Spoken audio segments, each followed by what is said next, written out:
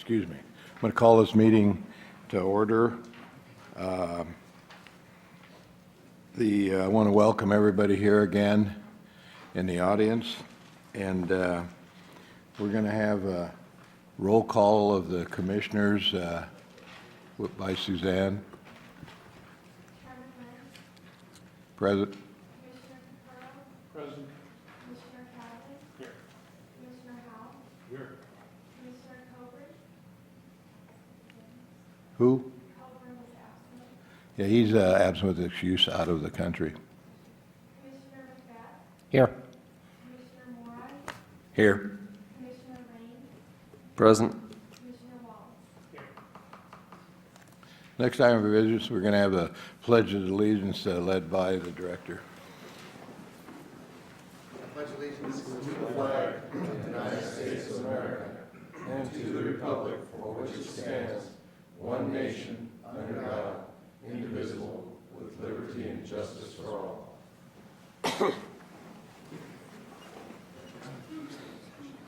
Next item of business, we're going to roll call of the county advisory boards. Stand up and so Suzanne can hear your name. Ken Wellington, Elko County. Paul Dixon, Clark County. Rex Flowers, Washoe County. Gil Yoner, Carson City. Corey Lotta, Lincoln. Tom Castanelli, Humboldt. Okay, thank you. You want to make your announcement? All right, if anybody wants to speak on any item, if you could please bring a card forward before you're ready to speak. I do have a few cards already. Anybody else that wants to speak at some point, please bring. There should be some yellow cards up here on the podium. If you could fill one out and hand it over to Mr. Haskins there in the blue shirt. Oh, where are they? Are they outside? Oh, outside on the table, I'm sorry. Okay. The next order of business are member announcements. Any items any commissioner want to bring up? Commissioner McBeth? Yes, I wanted to mention that, I'm not sure the exact date, towards the end of August. Was it, what date was it, Paul? 25th. August 25th. We dedicated the shooting park here in Clark County, our new facility on the extreme north end of town, north end of Decatur. And yeah, it was quite a group showed up. It was, I would say, 200 to 300 people at least. It was a very impressive showing, and there were a number of folks from the department that were there that I met. Myself, former Commissioner Lurie, I believe Commissioner Coburn was there. Charlie, I don't know if you were there. You didn't make it that. Yeah, I didn't see it. There were so many people. I didn't want to. I wasn't sure who all made it, but I did. You know, Bruce is rather tall, so I saw him sticking his head above the crowd. But anyway, all of the our congressional delegation. I don't think Representative Titus was there, but Berkeley, Reed, Ensign, a number of the state legislators and county commissioners were present and all spoke. While I didn't get a lot of time to do any tour of the facility, you could see that since the last time we were there, it was had substantially progressed, and saw our department building from the outside, and it looks very impressive. So anyway, it's obviously going to be a very, very top-notch facility, a great addition to Southern Nevada, and available for all Nevadans, and not only that, but I think it's going to be a very substantial tourist attraction. It's going to draw a number of the shooting sports folks that participate in various competitions, and as well as law enforcement and on all kinds of different things, different activities centered around shooting and archery, and so I just wanted to mention that we had participated in that. The department made their showing, and I'm very excited for that, to go forward.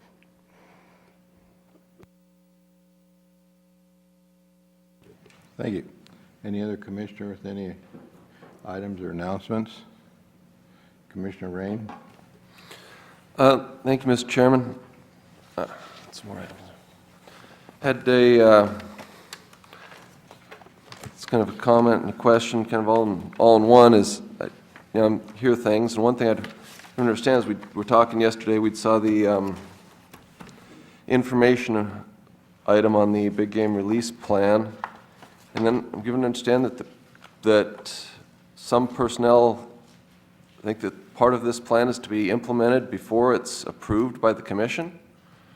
Because, it's part of our commission policy that the commission has to approve this, and I just wanted to make sure that, NRS states the director is going to go ahead and carry out all of our policies, so I just wanted to make sure that it's going to be properly approved first. Thank you. Well, to be quite honest with you, we've taken a look at that policy and have asked the RDAG to take a look at whether or not it's a violation of, or outside, and not a violation, but an outside of what the policy role of the commission, as well as the operational role of the department. If you take a look at the Upland Game Plan, for instance, it's put together, it's an operational plan that you provide some guidance and, but not approve. So we're taking a look at that. We'll have it on the December agenda. I don't really think we need to go any further at this point, but one of the things I was asked to do is take a look at the policies and the procedures. What's the commission role? What's the department's role? Because over time, things have kind of got blurred. But I haven't really talked to staff whether there's anything that's planned between now and December. But actually, the operational decision on trout plants, release plans, those kinds of things is a department purview, not a commission purview. So if we, I'll certainly call the chairman if we get to a point where there's something that needs to happen as far as this release plan, that we're running out of time, that we need to do something. We'll certainly have a discussion on that. But what I wanted to do is have our DAG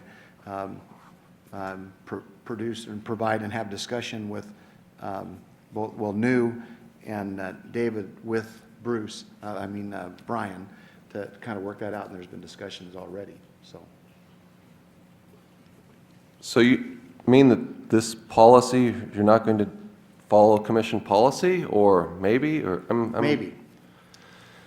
Because, it's fairly clear to me, but, that NRS 501.337 says, director shall carry out the policies and regulations of this commission. And then, and this has been a policy that's been in there for many, many years, long before I can remember it being on there. It's not something that came up last week. And it's been long-standing. Our history of this commission goes through and approves these things. And we need to follow this precedent as well. Thank you. Well, maybe you'll have to get to me, and we'll have to, as a commission, get an AG opinion too, so we can do that too. And I can assure you that all the DAGs are working together on this. We just want to make sure we don't want to be vulnerable. If you've got a policy that's outside of your purview, you guys need to know about that. If we're doing something that's outside of our purview, we need to know about that so that we're not vulnerable on either side. So this is not a vindictive thing on my part. It's just trying to figure out who's on first, quite frankly. Any other commissioner comments? If not, we'll go to the next order of business. County Advisory Board's member items. Any county advisory board that wants to bring something to the commission, this time to do it. Seeing none, I'll close that and go to the public comment period, and want to make sure everyone fills out a card if they wish to speak. Commissioner Rain, who do you have on that? Nobody is specifically stated for public comment. But there's many of them that just say if necessary, or all items. But I don't see it say specifically. Stand up, give your name. Yes.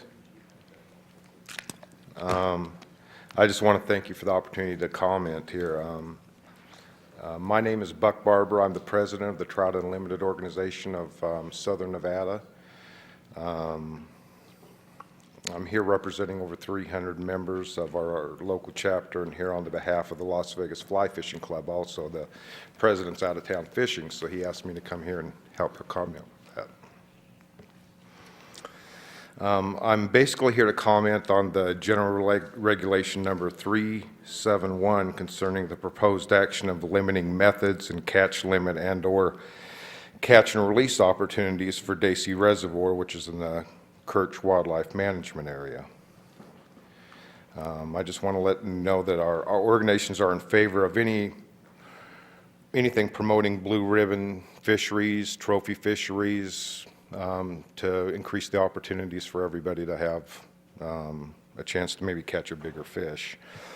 The reason the Kirch Wildlife Management Area is of high importance to us is that it's close to Las Vegas and that we fish all these lakes many times throughout the year. We even have outings out there and do cleanup projects at that Kirch Wildlife Refuge. Most of you probably have heard of Trout Unlimited. We're a large organization. We're mostly on cold water fisheries, but we try to clean things and make things better and keep mining and stuff from polluting streams and whatnot.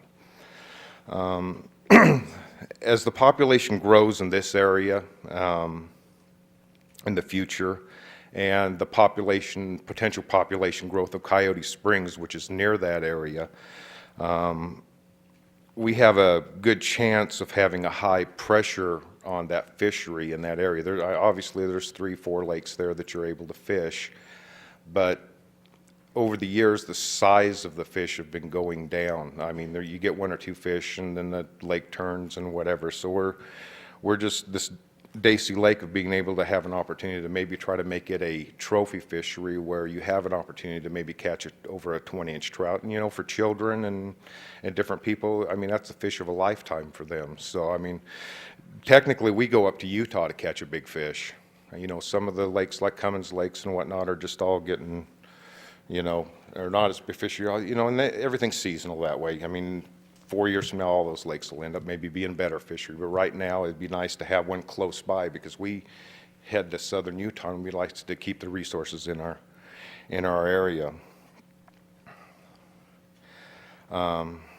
This is why we have a vested interest for this portion of the area, containing a modified regulation action to keep this area in place for future generations. And this is just my comment of the concerns of this. I don't really have much else to comment about.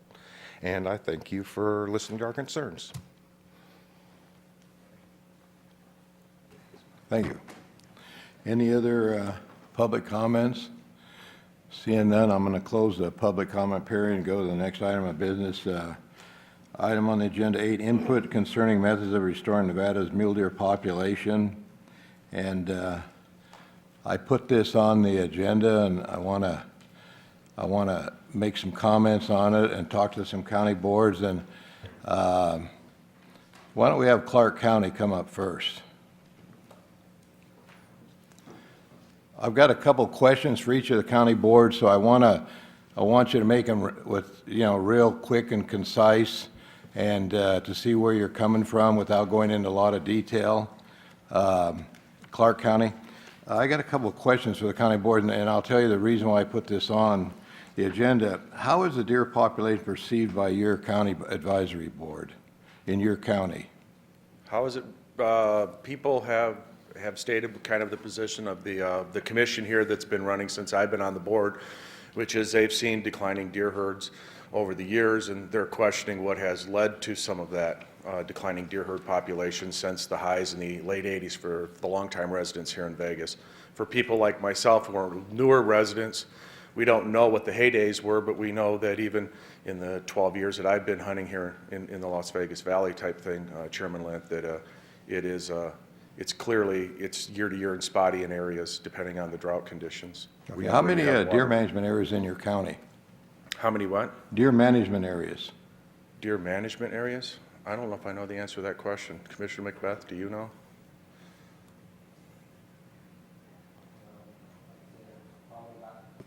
I'd say probably about a half a dozen. Do you know your Fondo ratios in each?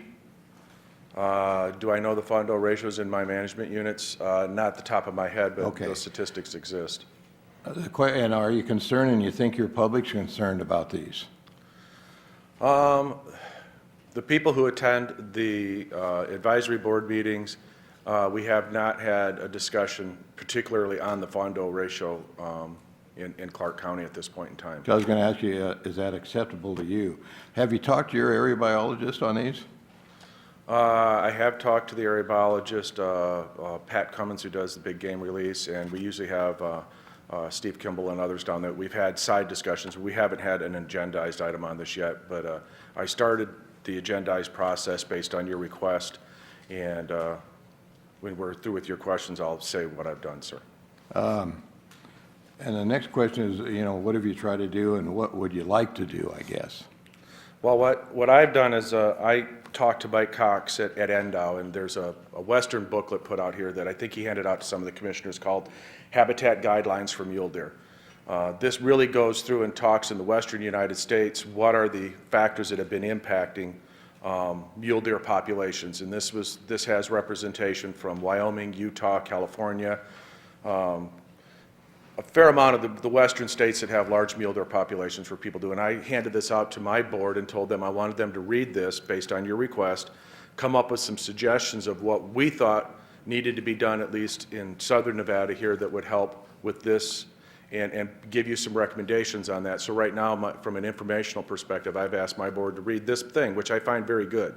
And if the commission hasn't read this this pamphlet or this Yeah, that was this my next publication. question. Any suggestions? And this commission is here to help you, and we'll do anything we can to help you in your county and throughout the state to bring back our deer.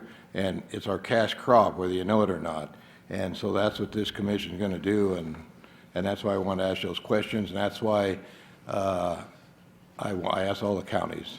Okay. Okay, thank you. And the last thing I would put is this booklet purposely probably doesn't go into predator and predation issues, but we've had a lot of discussion on the commission over the last year on that, so I feel my board is fairly well educated, but they needed to be educated on the other factors that we've kind of talked around the side with, and this booklet does a very good job of that, and so I would recommend to the board getting this. And the other question I would have is that for the cabs that didn't get this booklet, I would ask that the commissioner or NDOW figure out a way, I know there's an associated cost, to get at least one copy and copyright ability for people to make copies and hand out to their board members, okay? It's really with your area biologist. Okay, thank you. I'm going to call Washoe up next. And I did get some positive, I think 3 counties did report positive. They put this on their agenda. How's the deer population perceived in your county advisory board? We know that our populations are low. We also know that with the urbanization in the southern part of the county and stuff, that we are probably at our maximum carrying capacity. How many deer management areas in Washoe County? Management areas, let's see, 011 through 015 is 5. You got 021, 027, 7. We share a part of the Sheldon, I believe that's with Humboldt. We share another part of a unit with Story County, and we share another part of a unit with Carson City. So Fondo ratios in each, I don't expect you to know them, but do you actually, look at Fondo those? ratios are in pretty much right at the state average, just 37. I believe ours are basically 38, 39. We might have one unit that's a little bit less.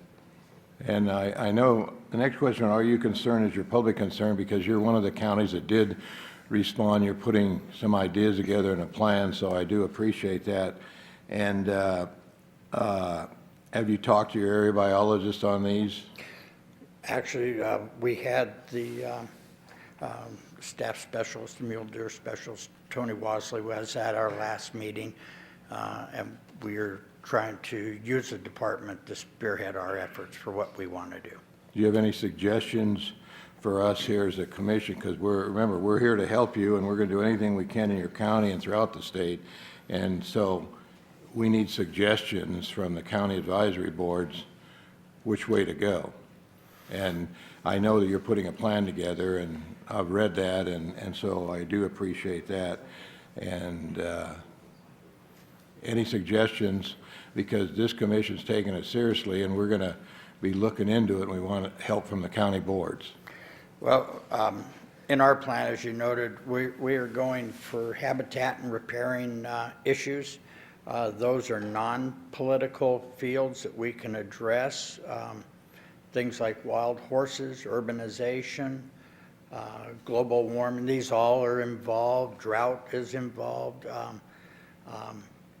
You know, we have all the different issues. We have the predators are involved. Predators are subject to a predator management program. That's why we're not addressing that in what we're doing. We feel there's monies being devoted to that. We do have 2 projects in Washoe County. Those can be built on or moved to other areas with the commission's help and approval. Okay. Okay. Okay, thank you. Thank you. How about Elko?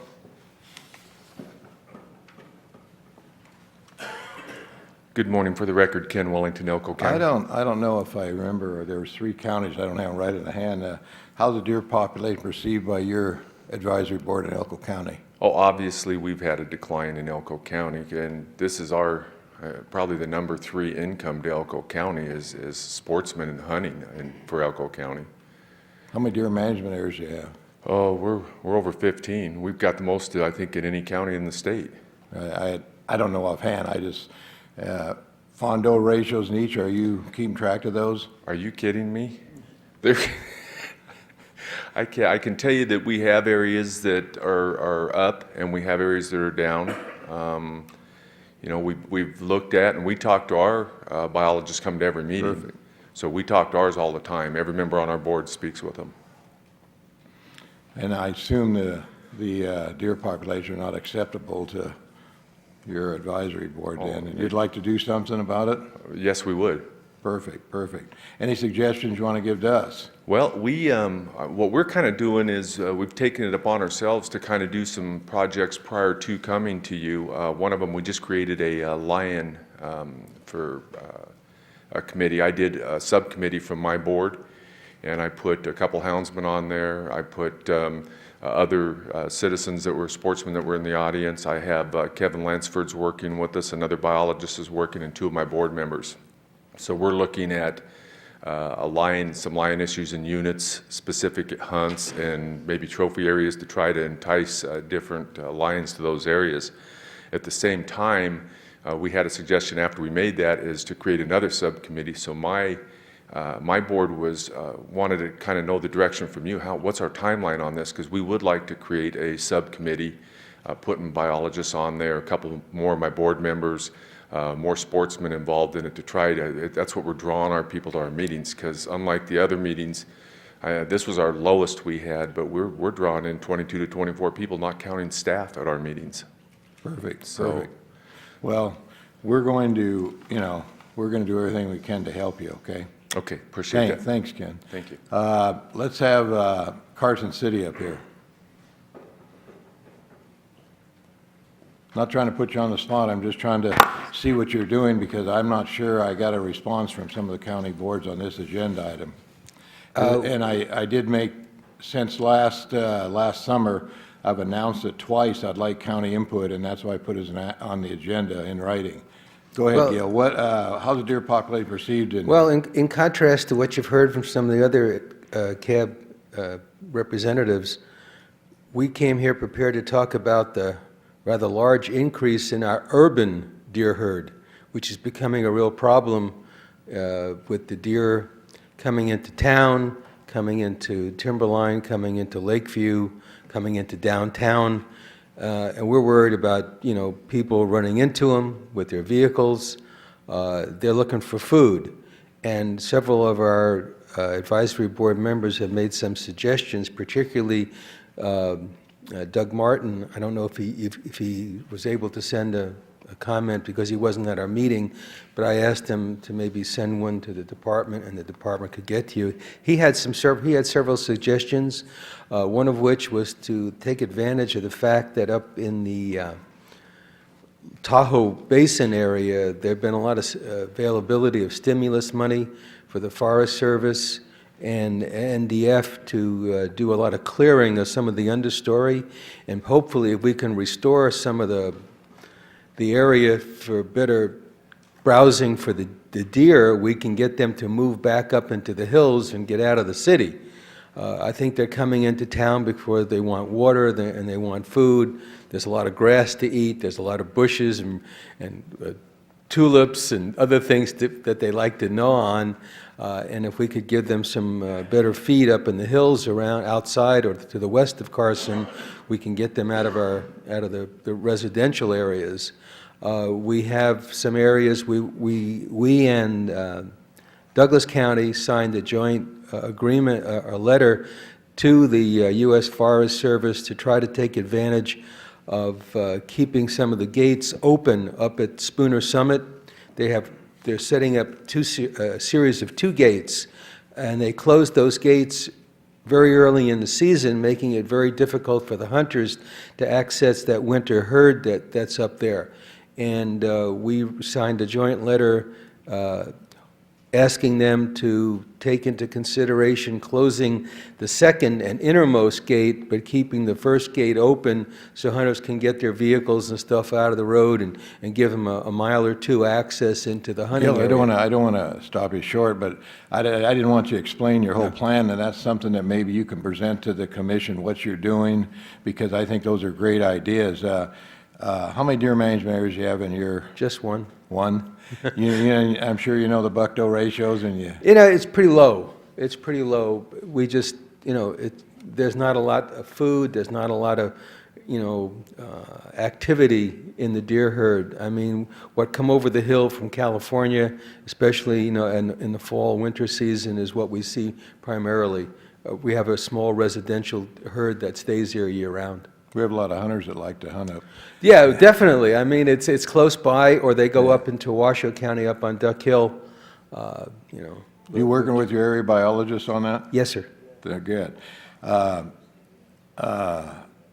And any suggestions you want from this commission, make sure you put them in writing and tell us, with the deer getting hit, maybe we should recommend building an overpass like we're doing out of Wells, especially on Lakeview Hill. Yes, sir. Because that's a big migration into Washoe Valley that didn't get taken into consideration when they built freeways. And so there's things that this commission might be able to do if we know the problem that you're having in your county, and that's why we're going to do everything we can to help you, okay? Thank you. Thank you. Who do we got here? Humboldt?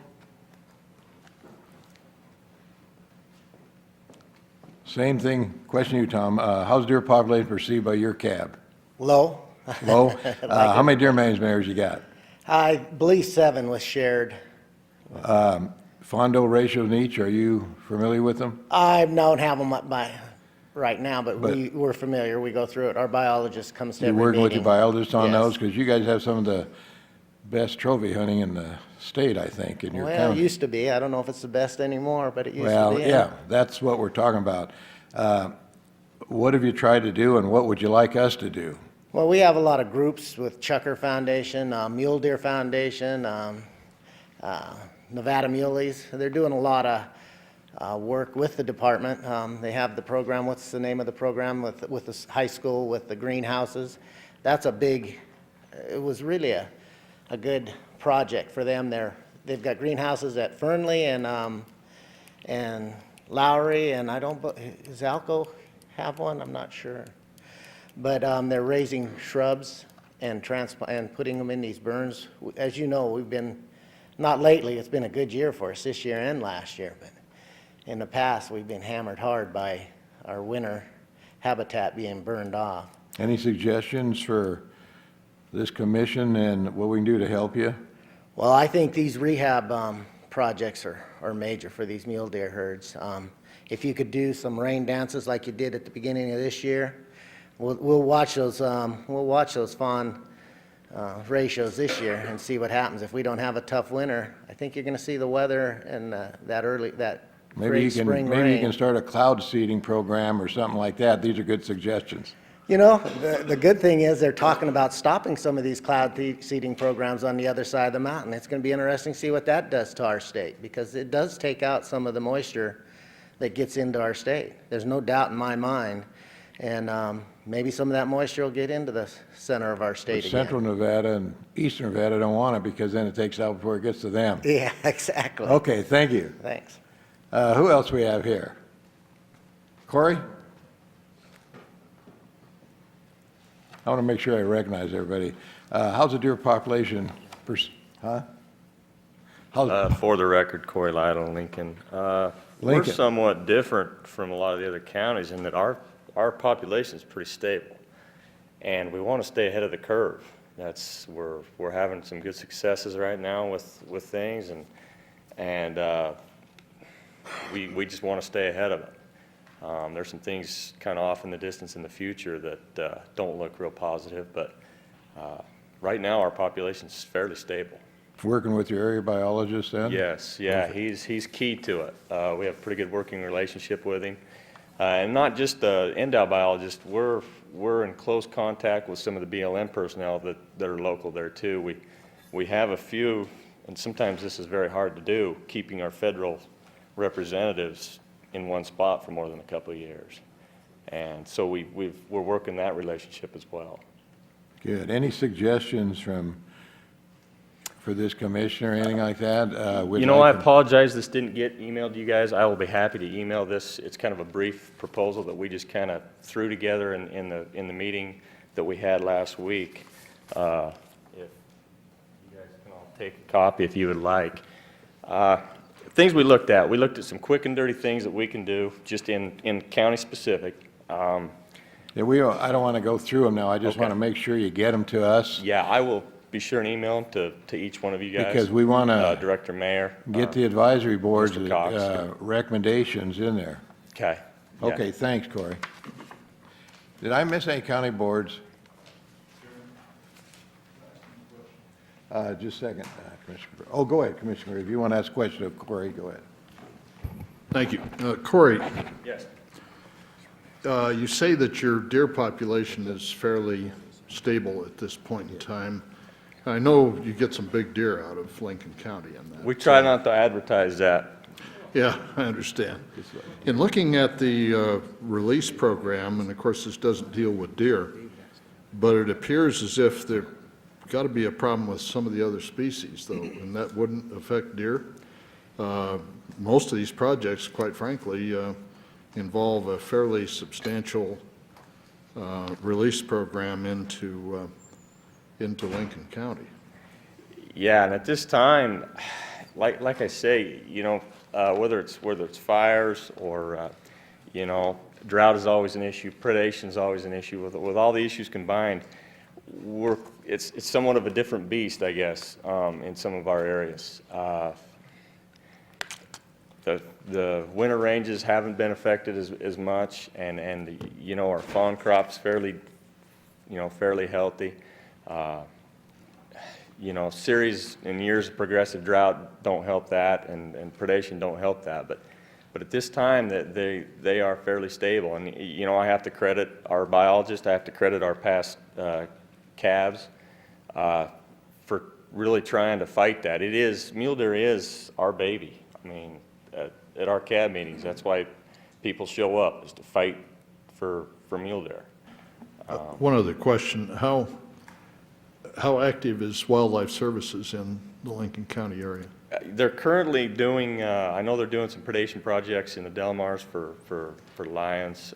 There's a couple of coyote projects specific to areas 23 and 22. They're fairly successful. There's kind of an unofficial population there that's really avid predator hunters. In Lincoln County, they still run a lot of predator contests. And so those progressively go I believe 6 or 7 weekends out of the wintertime to hunt coyotes and target coyotes and predation. The programs seem to be successful, and we just want to keep building on them. Okay, thank you, Corey. And I didn't miss any county boards on this deer item, did I? Well, this commission's taking this and we're working with the department, because we're taking this, this decrease in deer. We don't have the answers, but we're asking everybody for help. And the county advisory boards, we're trying to get ideas, and the ideas are coming off the wall from A to Z. And that's great, whether it's overpasses or translocating deer or importing them from Utah or whatever it is. We're looking at all the ideas. And so my message to the cabs is we have to do something because of this deer loss. Now, whether we can do something or not, I don't know. And so we're saying either get on board or step aside. This commission's going to be looking into it, and we want your input, and we'll be working with the department on this shortage of deer and to see if there is anything we can do. You know, I don't know if we can make weather or anything, but we're looking into it with the department, and we want any help we can get for the county boards. But if we start coming up with programs and you guys don't like it, this is your time to get involved with us, and that's why I put it as an item on the agenda in writing, because I want written responses from all the counties, and we only got less than a third of them here, but we got to deal with the cards we're dealt, you know. So I appreciate the county boards that did give positive results and recommendation, and they're doing something and having meetings, and this should be an agenda item on their meetings to see, because there's some good public comments out there from ranchers to Indian rain dancers that might be able to help you, you know, and whatever helps, we need that input as this commission. So I want to thank the county boards for doing that, and that's the reason I put it on. Does any commissioner have any comments on that? If not, is there anybody from the public that want to comment on that? Go ahead, come on back up.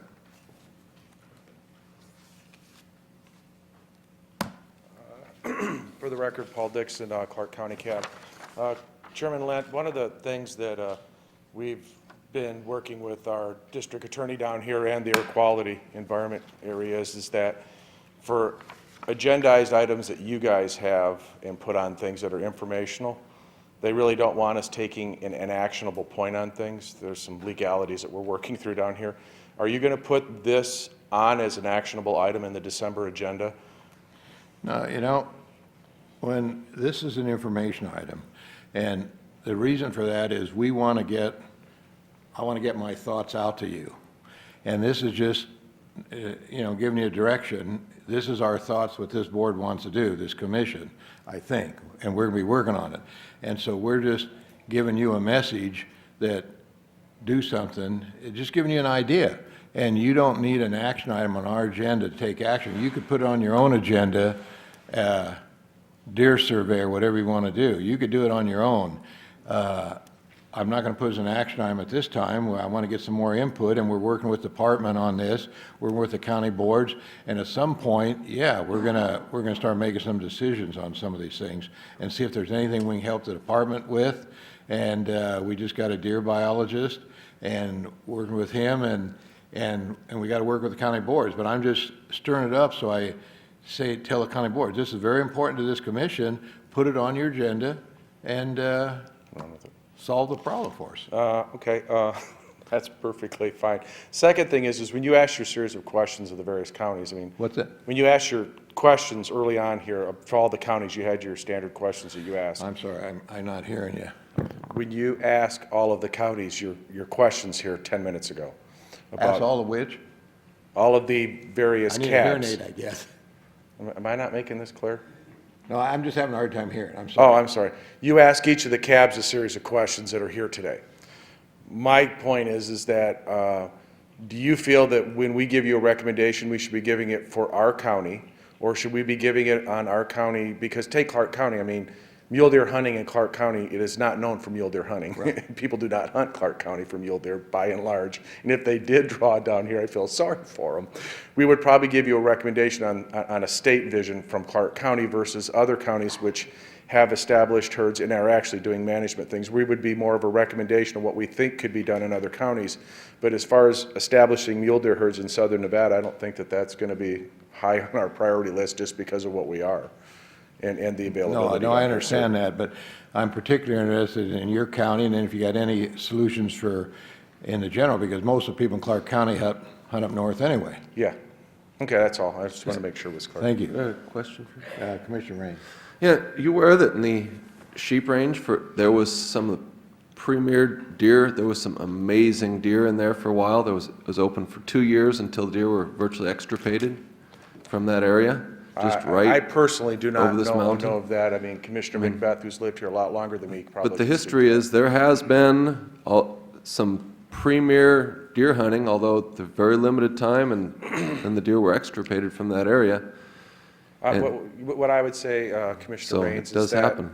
in the last 8 years, southern Nevada, the drought has probably been more severe on populations of large undulates than anywhere else in the state, although everywhere else has been impacted. But down here, I mean, from what I've seen since '97 to now, as far as, being, hunting small game and looking at that kind of things, it is amazing the loss of habitat down here, and it's strictly drought related. It's not even urbanization out there. It's just that there's no water, so everything has died. Without guzzlers, we wouldn't have a small game population, basically an upland bird population here to even hunt.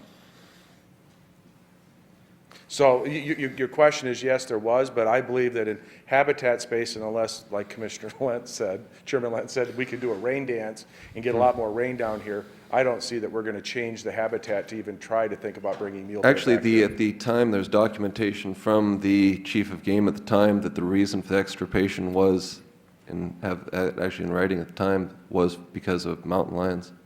But that was another situation, and that's been a while Well, ago. that's a self-limiting thing. When mountain lions eat up all of their food supply, they go away too. So, I mean, it's depending on what they have. I mean, if you look at what we had for food supply for mountain lions, I mean, if mule deer was it, they would go for that, and with time, they would eat themselves out of house and home, which they probably did. But that's why we don't have a mountain lion problem, I don't believe, here in southern Nevada, other than cats and dogs that get it once in a while. Mike? Commissioner Macbeth? Thank you, Chairman Lent. Commissioner Rain is correct that there was a deer herd up on the sheep range. It was relatively limited. There's also some trophy areas that are probably adjacent to the Arizona Strip in Area 27 that also produce probably some very large mule deer, and I would assume on the north end towards the Mormons. But by and large, those are very, very limited, opportunities for southern Nevadans, and the vast majority of southern Nevadans do hunt in other counties. And I think that's probably the main message which Paul is moving on. But we can certainly, take a look down here, down south, any opportunities we have for mule deer. I would assume Charlie and Bruce and I can, Well, that's what we're also asking. help out on that as well. Every little bit. I want to make one comment. I think this, what Chairman Lent and the Commission are going to be doing here is an excellent process for bringing this issue to the Commission and to the Department. I'm on board. I do support it. I think this collaborative effort with the cabs is going to be a wonderful process. I think what's going to happen is that we're going to get some excellent ideas, and we're going to get some best practices. And it isn't going to work for every single county. We can see that there's big differences between, Elko County and Clark County, for instance. But I think that this is going to be a great process to put forth a plan and a process that we can get some things done. So I do support it, Chairman Lent. Thank you. No more comment on that item. Let's go to the next item on the agenda. Translocation of Desert Bighorn, Utah Division of Wildlife Resources, Mike Cox.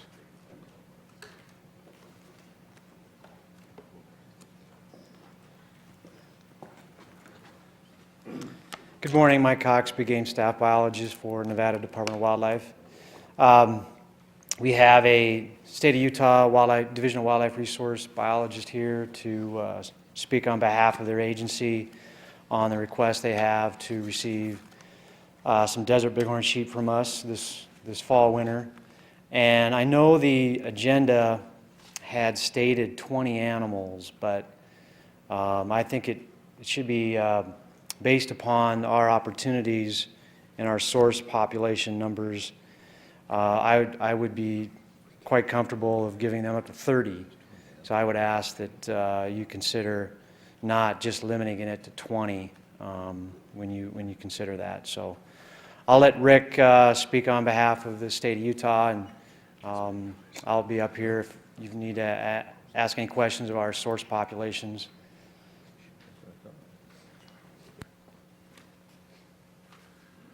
Thank you, Mike. Mr. Chairman, Commissioners, my name's Rick Larson. I'm the Chief of Wildlife for the Utah Division of Wildlife Resources.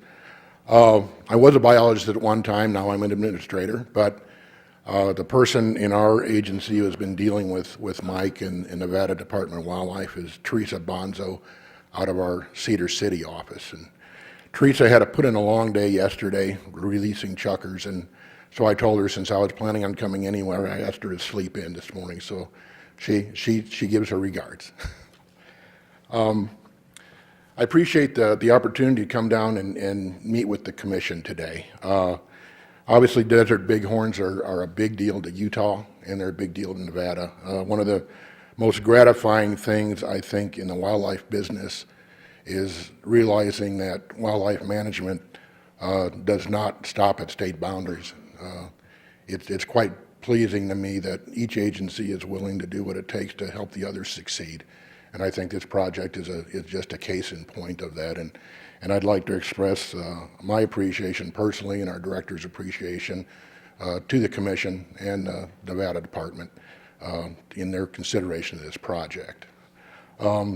Just real quickly, I know you had a full agenda yesterday and I don't want to take up a lot of your time, but I just want to kind of give you a brief update on where we're at with our preparations for this in anticipation of a positive review.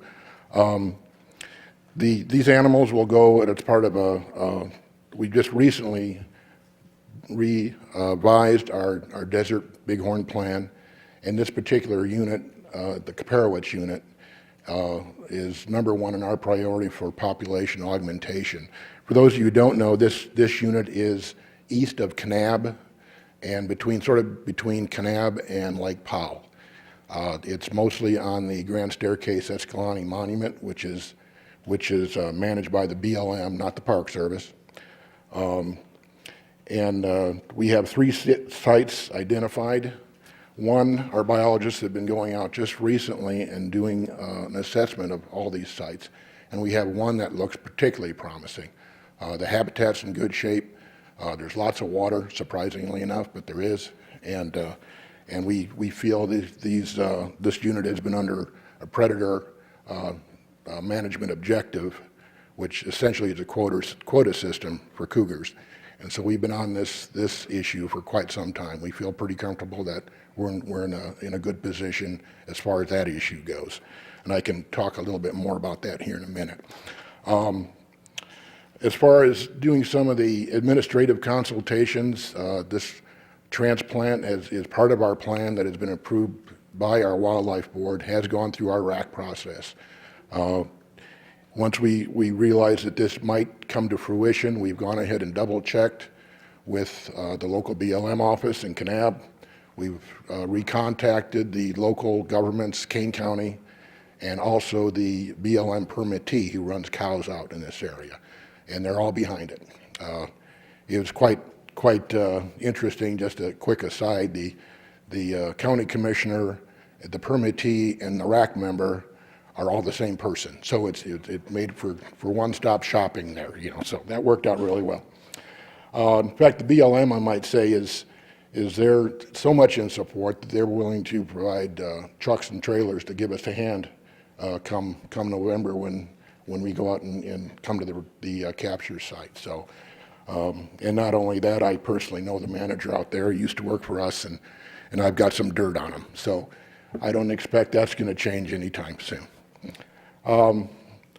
Also, just real quickly, I got a call, or actually our local state chairman for FNAS, the Foundation North American Wild Sheep, came by my office just yesterday, and he's pumped big time, and he just wants to let you guys know that we certainly appreciate the consideration. They've been big supporters of us, and as you know, FNAS is a pretty heavy hitter when it comes to wildlife conservation in this country, and I just thought I'd pass that on to you as well. It's obvious to me just hearing the discussions that you guys are interested in predators, so I think I'd take a little extra time to let you know that we're on top of that situation at this release site. Not only that, our regional office has taken the opportunity to speak directly with our local USDA Wildlife Services folks down in Cedar and their division office, and they're ready to do whatever needs to be done to make sure this succeeds. So I don't want to go into a lot of detail there, but we are as concerned as everybody, particularly on these kinds of projects where predation can have a significant impact on success, that we need to stay on top of that issue. And I can assure you, we have been and will be on top of that issue. So, and again, just in summary, we're ready to move ahead, and God, I sure appreciate you guys. And also, obviously, we're going to be footing the bill for it. So we have the funds lined up to make this happen. And again, if we can do anything from our end to help your department out, we're more than happy to do so. In fact, I got a blue light special going on bison right now. So if you're interested in that, anyway, if you have any questions, please. I got a couple questions. No, I think it's a wonderful program. You know, our agency is short of funds too, and I don't see anything in here who's going to pay for this. And usually when somebody out of state comes in, if you were willing to pay the helicopter time and the employee time and the trapping time, if we found some animals, that'd be more favorable. But for us to use our financial resources really puts a strain, because we have limited money for helicopter time for our own purposes, and I didn't hear any comment on who's going to pay for that. Okay, maybe I wasn't clear. We will be picking up the bill for this. Okay. Yeah. That'd be very important. And the other thing is, one of the other things, some of the other commissioners might bring it up, we don't want to make lion bait for them, and you sound like you have a pretty good program. Obviously, we're a multi-species management agency, but we have targets set.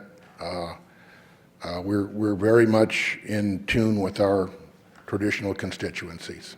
So we just real quickly, we just, as Nevada does, I'm sure, we base our target recommendations on predator management, on age structure, sex surveys, things like that of the harvest. And this particular unit is based on what we call a management of harvest objective, which is we just don't issue tags. We say we want this many cats taken from this area. And we just keep at it until we have folks report in that they've taken that many cats.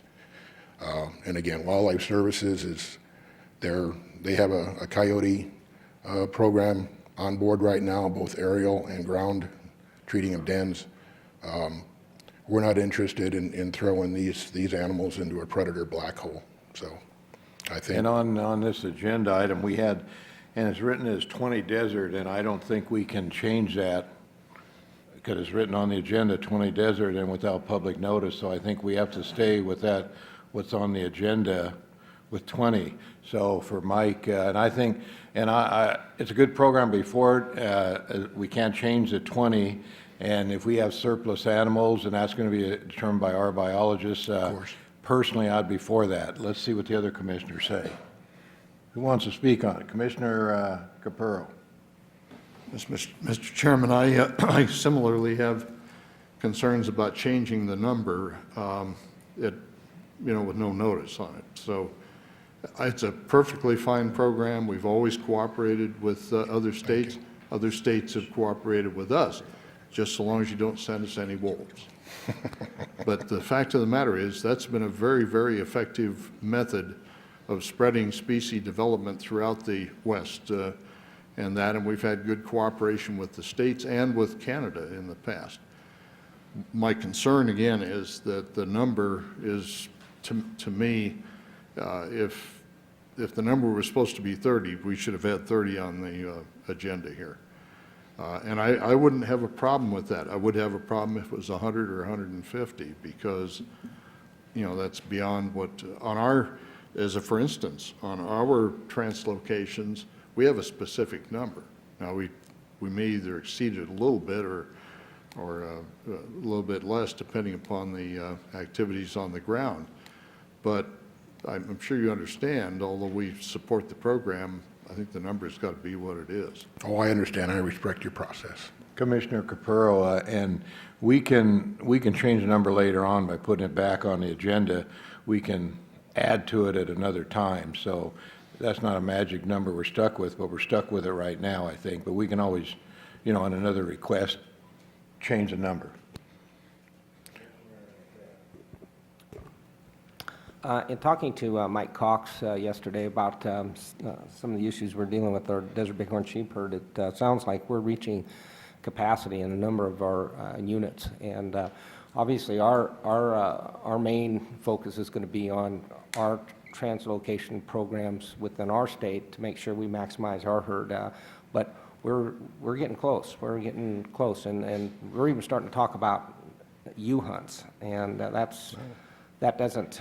It's an enviable position to be in. Yeah, well, it is, but it doesn't sit too well with me, and I don't think it's going to sit too well with our all of the bighorn sheep constituents. And so I think there's going to be some opportunities down the line. So we may be fixed at 20 for this particular capture, but I think there may be future opportunities not only for the state of Utah but any other state that needs bighorn. It's going to be to everybody's best interest that we expand our desert bighorn sheep herds beyond the state of Nevada. Obviously, we have a wonderful program. We have an excellent herd. We're the largest in the nation, obviously, with desert bighorn sheep. So I think there'll be other opportunities, is my point. Oh, that'd be fine. We'd appreciate whatever you could do for us. We have, without taking up too much of your time, we have lots of other places that we could, and we're finding others all the time after we take care of some burns and reseeds and do some other habitat improvement work. We're finding more areas that would be very good for sheep.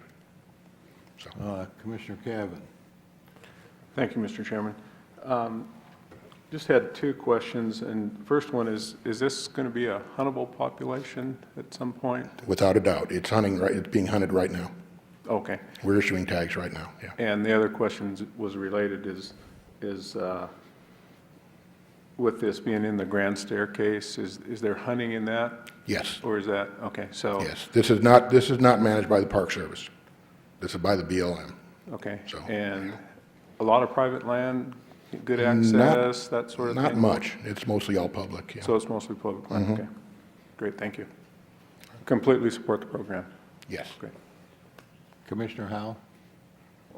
Thank you, Mr. Chairman. I was interested in how large is the existing herd that you're going to augment? I believe it's right around 150, maybe a little bit more. Some of the numbers I saw are from 2 years ago, and I just kind of grabbed some paper when I headed out the door yesterday. So but it's a fairly big area. In fact, if you saw it on a map, it's at least that big. But anyway, it's got plenty of. Yeah. There's room for augmentation. It's going into an area where we'd like to see more sheep established. In fact, it's in relatively close proximity to some of the other animals that we received from you guys several years ago.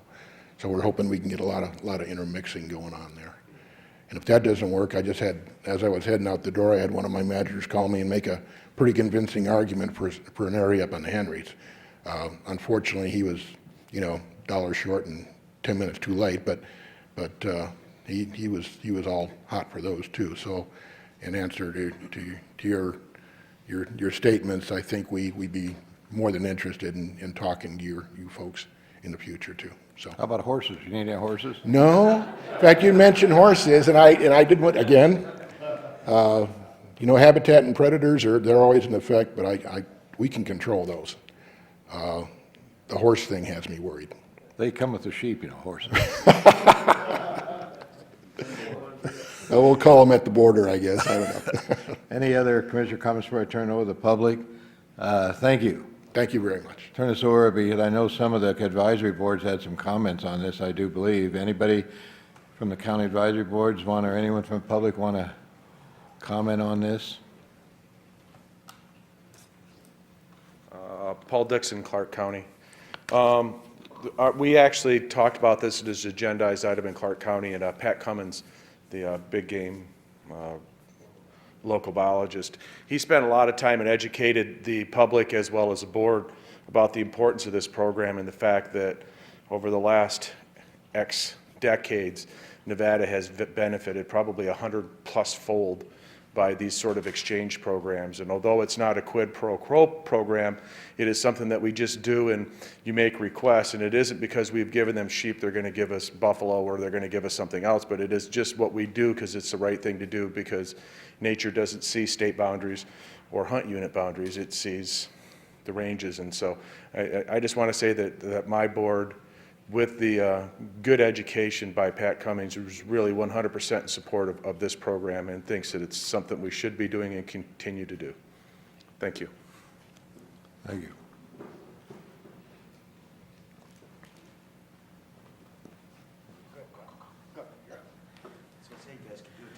Tom, for the record, Tom Castanelli with Humboldt County. I gave my spiel yesterday, so I won't go long. Humboldt County is totally 100% behind these transplant programs throughout the West if we have the animals to spread around. Thank you. Thank you. Rex Flowers, Washoe County. We did support this translocation with the approval of the biologist that it is not going to be a detriment to our own herds, and we're very comfortable. They have the answers, and they'll do the right thing for us. Thank you.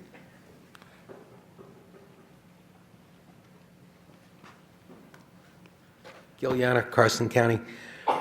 We don't have a lot of deer, but maybe we could bring in a moose or something from Utah. That would be fun to have in Carson. Thank you. Thank you.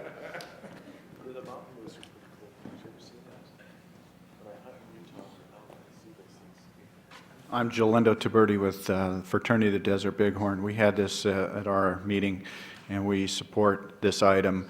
It was brought up in our meeting that we hate handcuffing biologists, and we'd rather give them, people on site, the ability to do their jobs, and that would be to recommend up to 30 animals.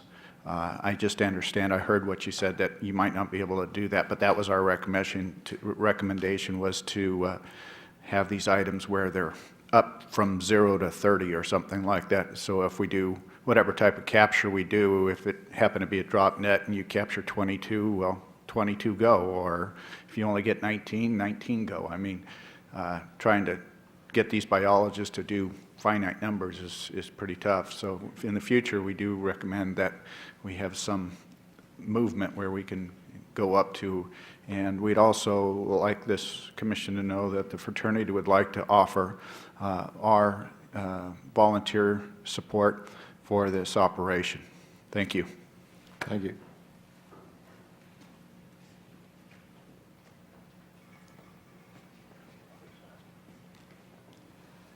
I'm Greg Smith with the Nevada Bighorns Unlimited, and we do too support this as well and would offer our support on the volunteer basis if it's needed.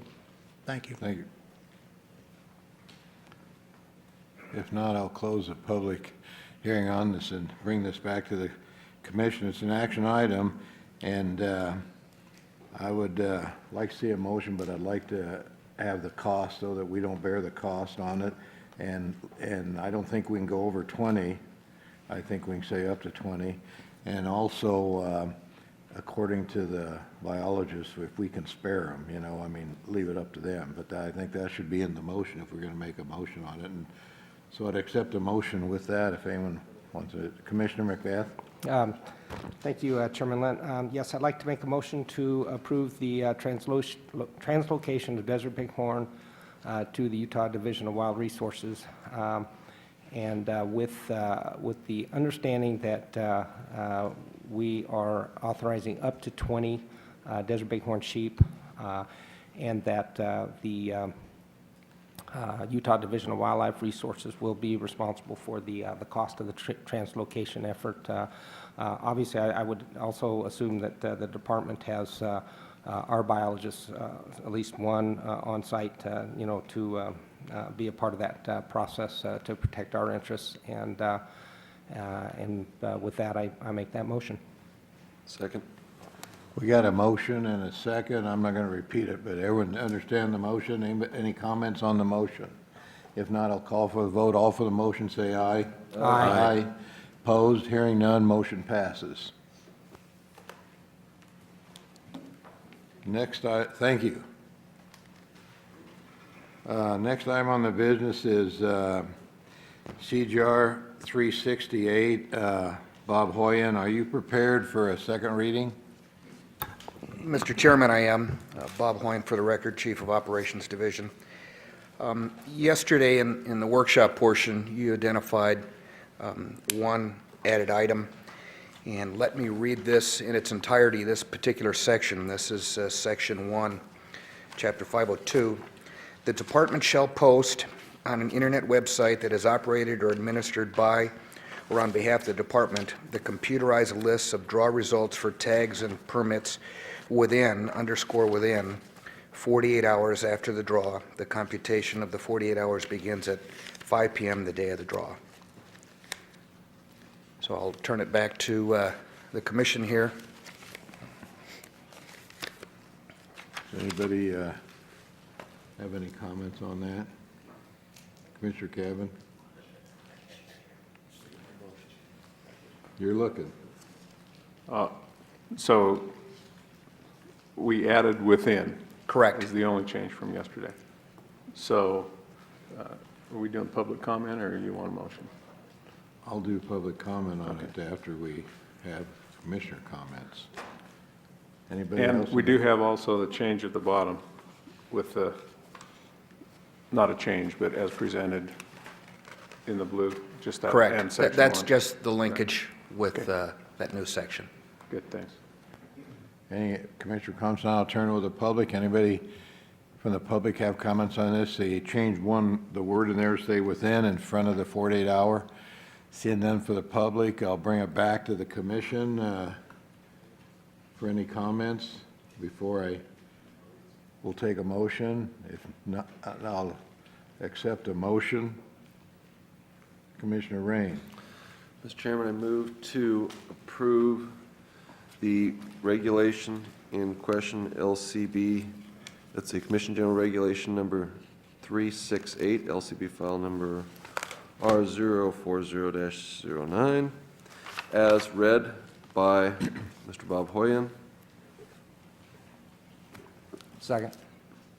We have a motion and a second to change CGR 368 as read by Bob Hoyen.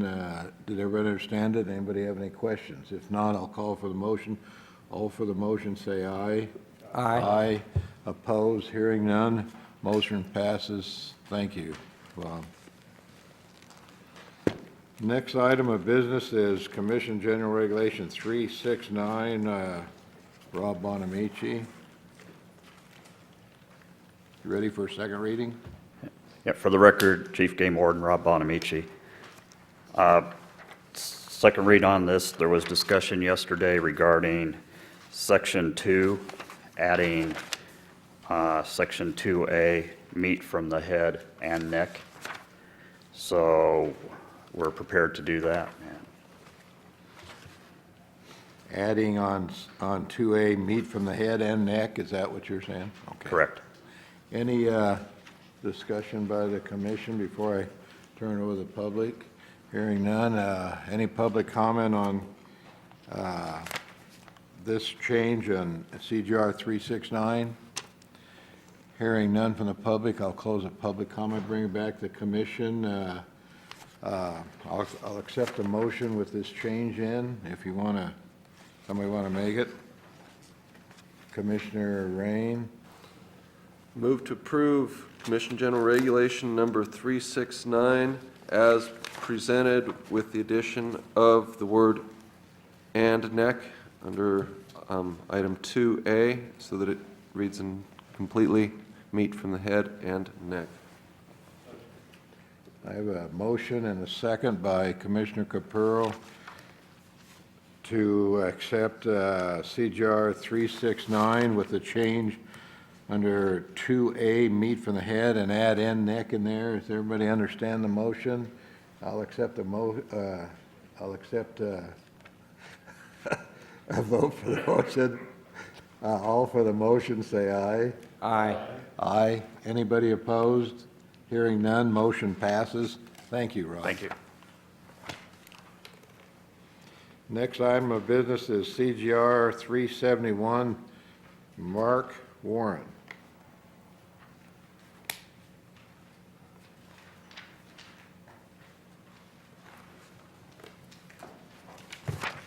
Chairman Lent, fellow commissioners, for the record, Mark Warren, Chief of Fisheries.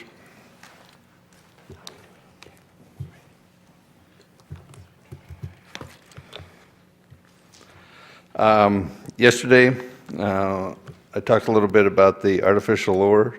There's a little bit of concern by Chairman Howell over treble hooks, limiting the method of take to treble hooks at Dacey. I talked to the former Chief of Fisheries, Rich Haskins, and had a few thoughts of my own that I'd like to add. If we're trying to manage a fishery that only has trout, we usually go for the single barbless hook as a way of protecting the fish. But in the case of Dacey and some of the other reservoirs around the state, it's known as a two-tier fishery. In other words, we have largemouth bass and, excuse me, trout.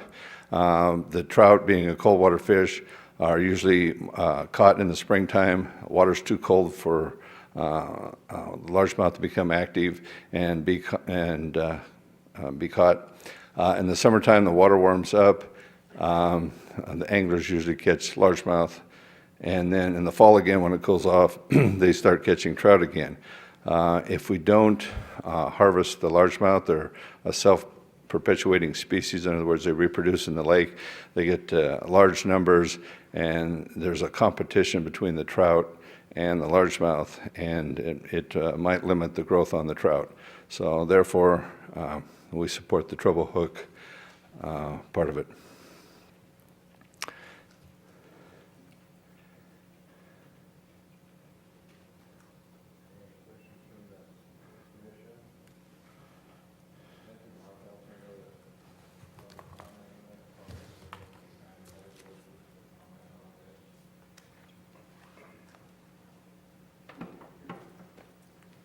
Microphone's off, Chairman Lent.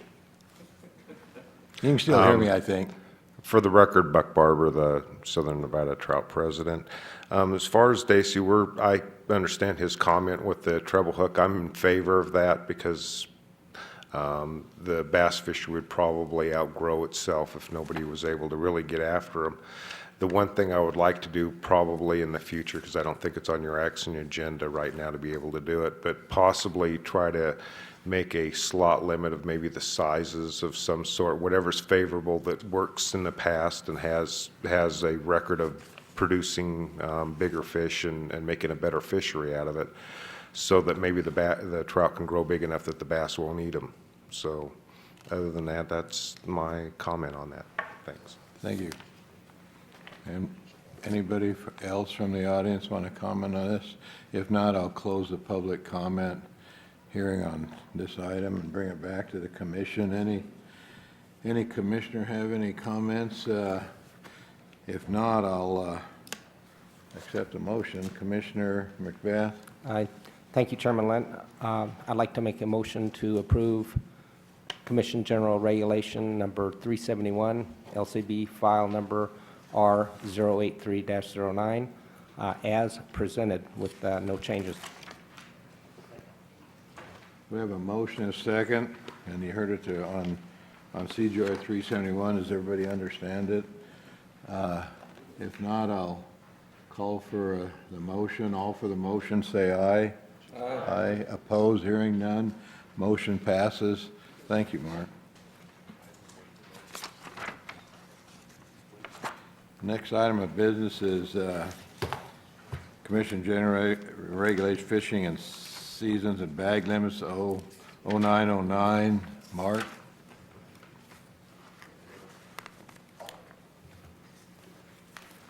Again, Mark Warren, Chief of Fisheries.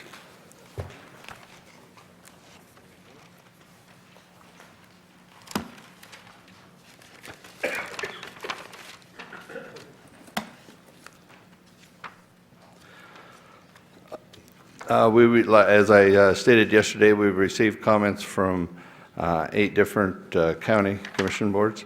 county game boards, and they were all, the ones that we received are all in favor for passing on the proposed regulation changes. We did have a comment from Lyon County concerning the Mason Valley ponds. They're presently open on August 16th, and they expressed a desire to have them open on August 15th. We were able to kind of look in our regulations. Mason Valley is managed primarily for a waterfowl nesting area. It was set up by the commission on a commission regulation to do such, and it also has an NAC backing that up.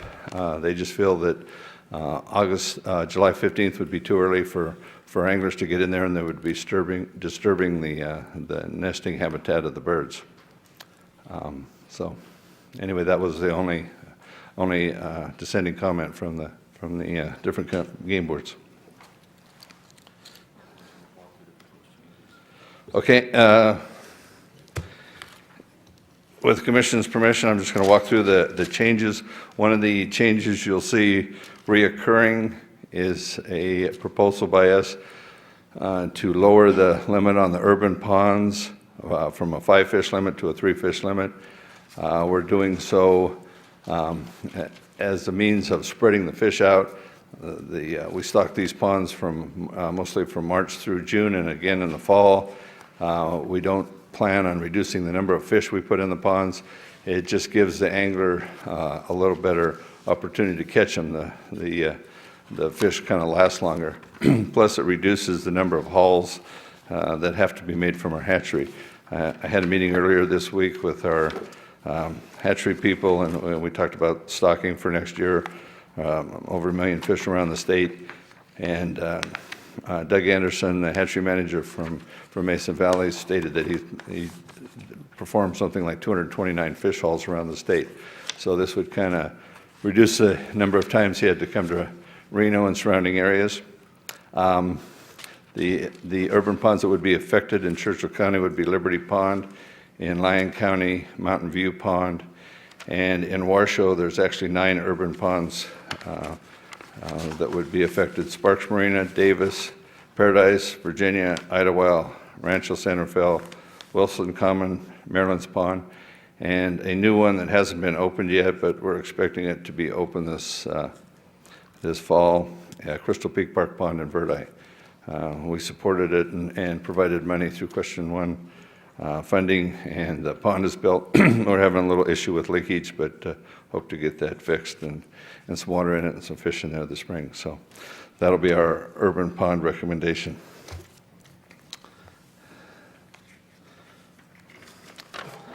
So Churchill County would be the Liberty Pond reduction to 3 fish from a 5-fish limit. Smith Creek, that's the one that you just passed for the regulation. The proposal would be to have a fishing season that lasts from April 1st through November 15th. Again, that was negotiated with the rancher. Owner for most of the pond felt that would be a good time for people to be in there.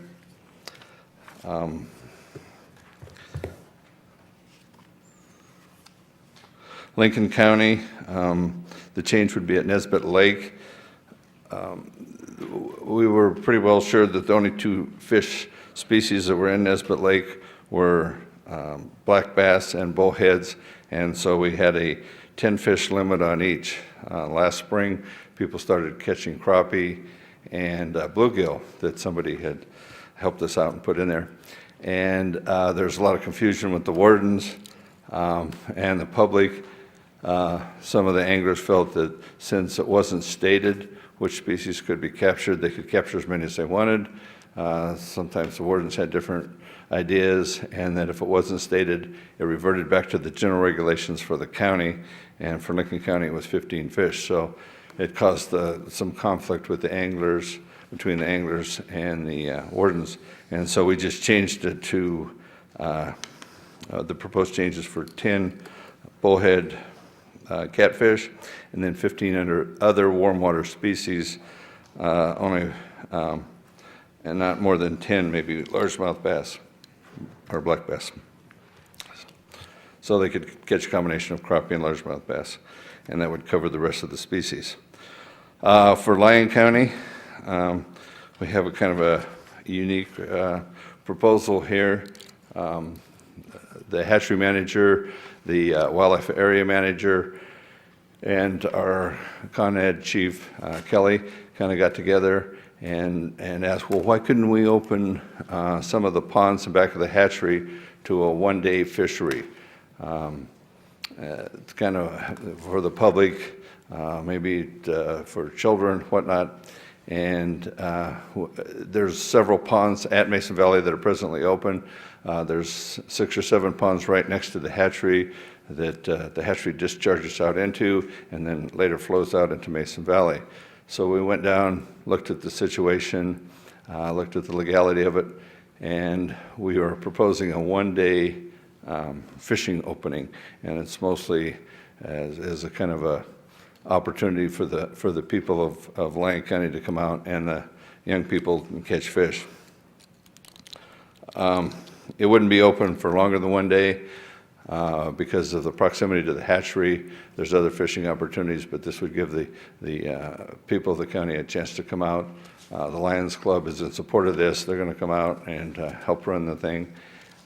It would be a 3-fish limit and any species, any size. We went with the May opening, talking to the area manager there. At first we thought it would do it in June during Free Fishing Day, which is the second Saturday in June. But by then they're having an aquatic vegetation problem, a weed problem, and it would be hard to fish. So we decided to do it in May.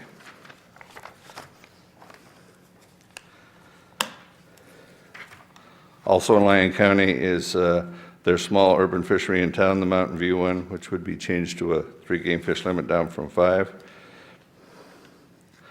Nye County, the one that we just passed with the artificial lures, we'd limit the take on trout and daisy to 1 trout. And then lastly, Washoe County, those are the 9 urban ponds that I talked about earlier. And again, they're the total limit on game fish would be reduced from 5 game fish down to 3. So that's it. Okay. Is Virginia Lake going to be a problem while they're draining it in Reno? Is it going to be a problem when they drain it? Virginia Lake. What They're about it? dropping the water down right now. Oh, I didn't know They're going that. to put a new outlet, and they're going to put a new on the east bank, and they're taking the water way down. They're going to repair the fountain, and they're taking the water level way down. Well, I wasn't aware of that, but it could be a problem. You know, we stock fish in there every year. Most of them are caught out, and there's not much carryover. I used to be in charge of that lake, and I think it's only like 10 feet deep. It was hand-built during the Depression, and we probably would lose, you know, what fish we have in there.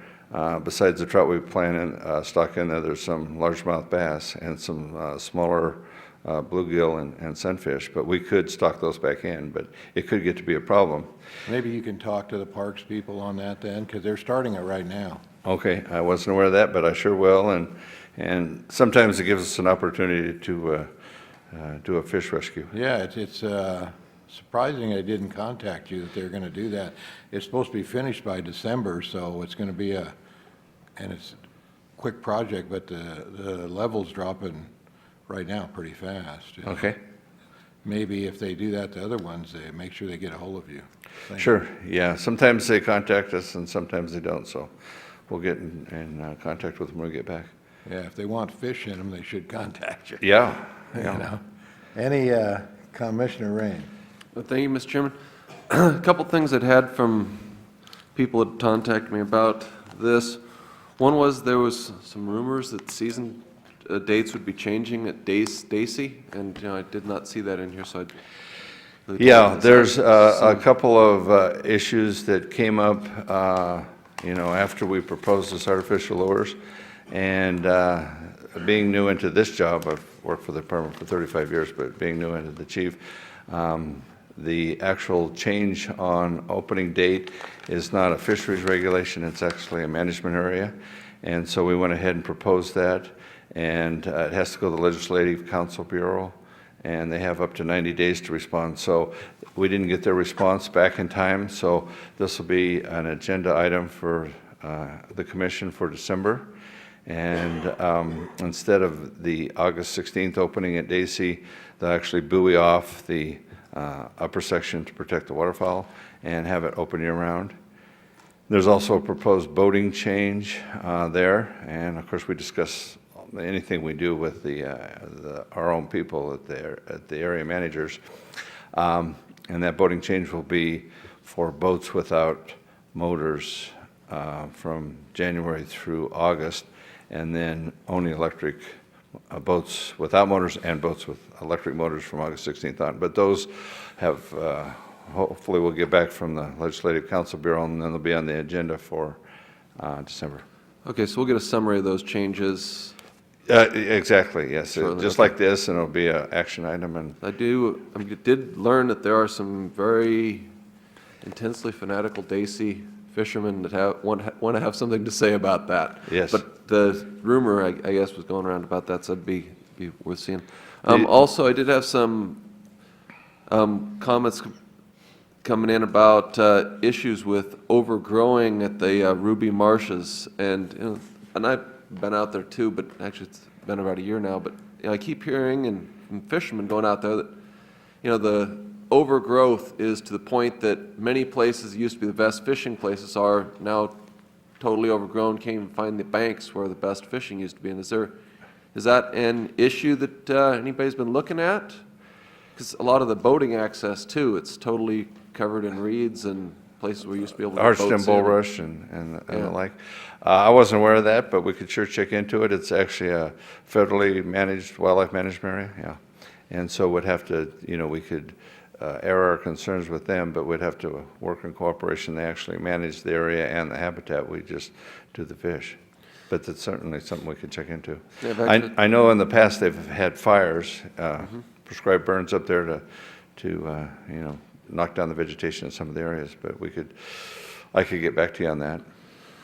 That'd be good. Get back to me, and actually one of the individuals, I think Colonel Zanino, I believe, was one of the ones that brought that to my attention here recently. All right. Amongst a couple others. Thank you. Any other commissioner comments before I turn over to the public? Thank you, Mark. Anybody from the public or the advisory boards would like to comment on these fishing regulations? This is the time to do it. Hearing none, I'll close the public comment period and bring it back to the commission. We have, 10 counties you're not going to change, right?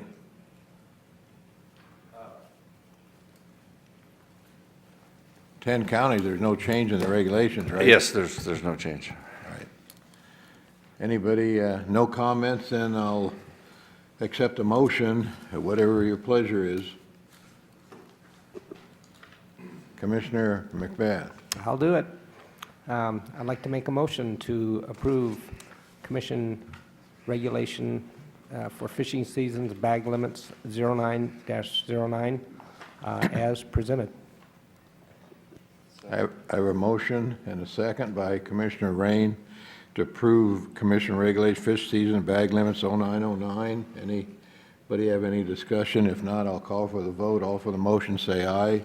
Aye. Aye. Any opposed? Hearing none, motion passes. Thank you, Mark. Thank you. Let's take a 10-minute break here.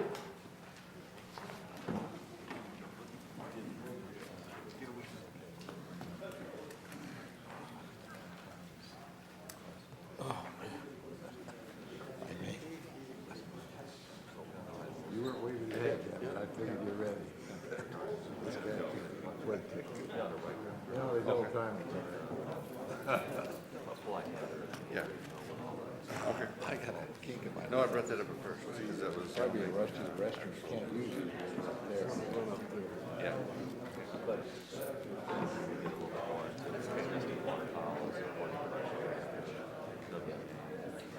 Okay. I gotta tell you, like this out there, Matt Overbrook is great.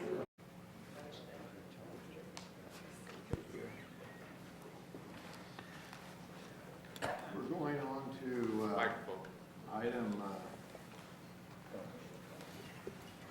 we're going on to item 14.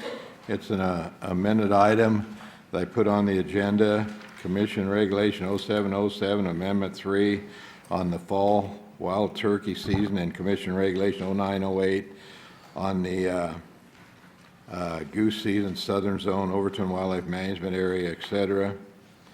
And this is something we had to add to the agenda. Any commissioner got any comments on it? Commissioner Rain. Thank you, Mr. Chairman. You know, last time we changed an agenda item, we had presented with a large packet of letters and protests, and people didn't like the fact changing an agenda, and that was many days before the meeting. This one's, you know, at the legal limit of it, and I'm just wondering why there's no huge outcry from the cabs, or maybe there is, and I just haven't heard it, that they have not been consulted on this item, and most of this came after this change to the agenda came after most of all the meetings from the cabs. And, you know, the difference between the other change and this one is it's the same. There's just an agenda item change. There's no difference as far as that goes.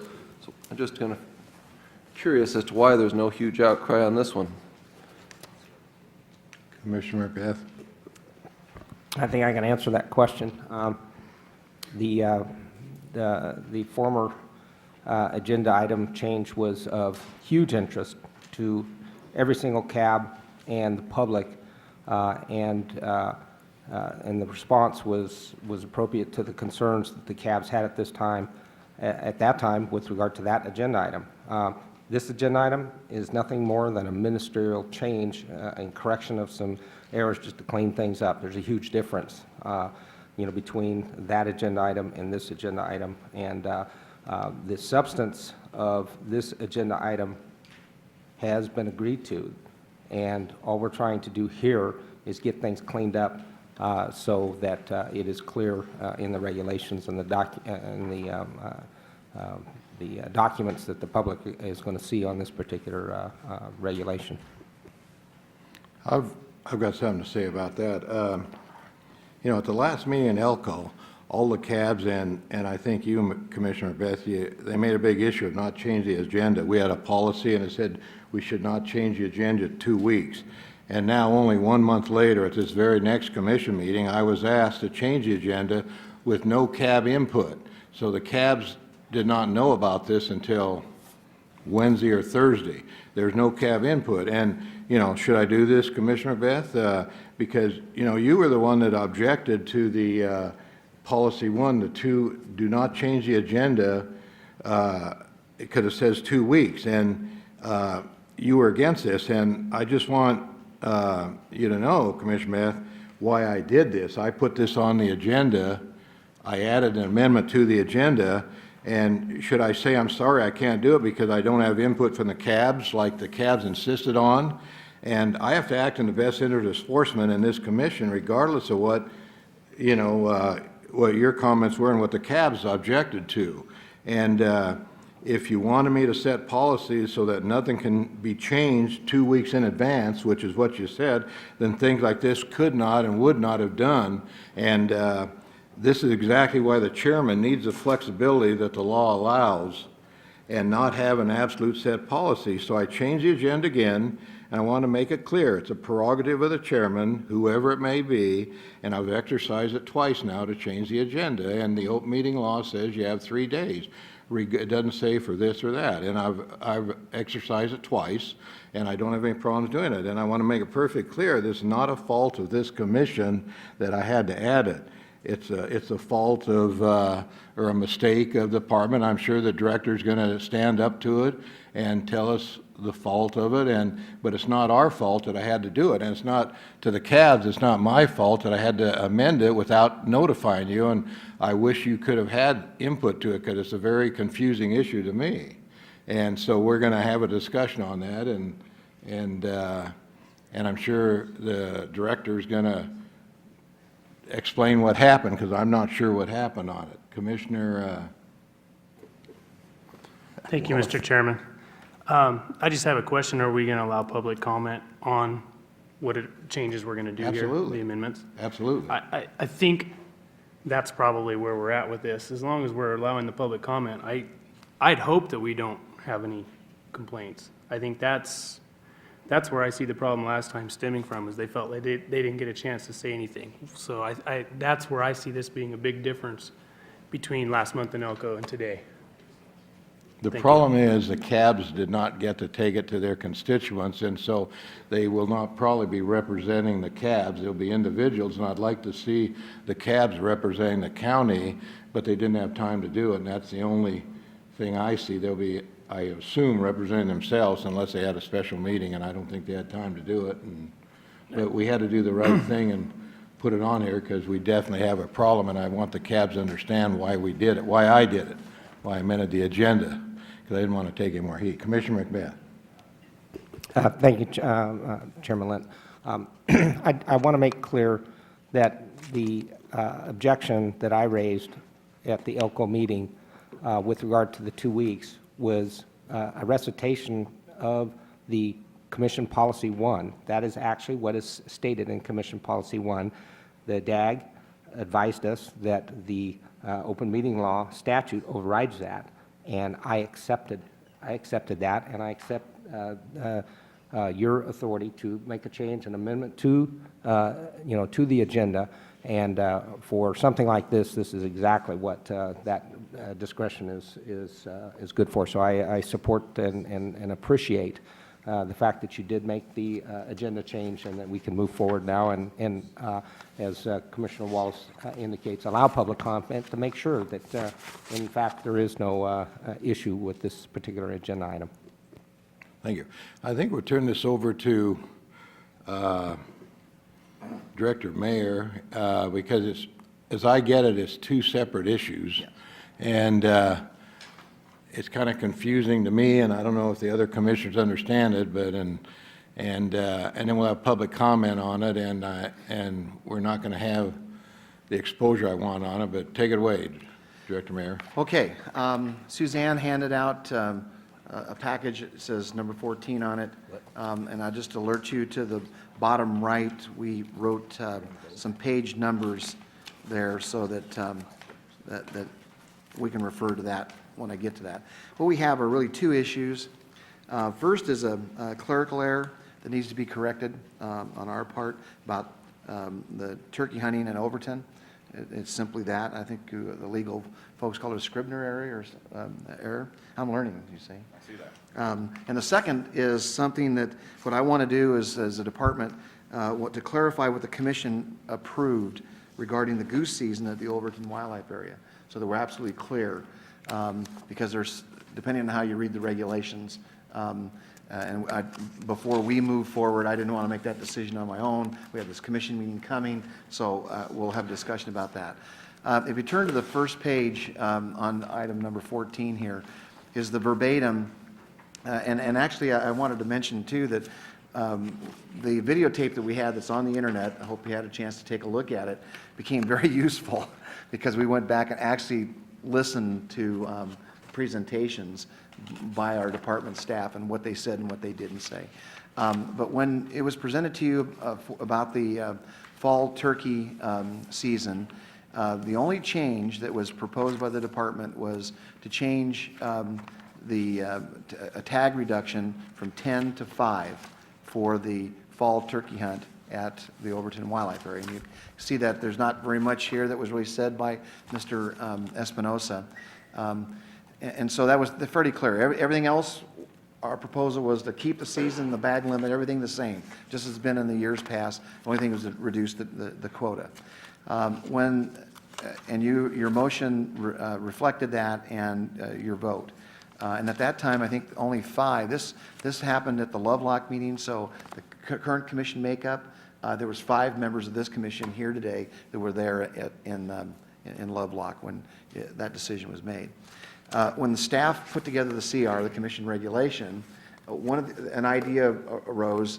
Instead of using the words in Moapa Valley, in those portions of Moapa Valley in Clark County, which is kind of a general description of the area, the idea was that why don't we go back to the map here that we have for the state, and it's all broken into units, and actually list the units that cover in those portions of Moapa Valley in Clark County.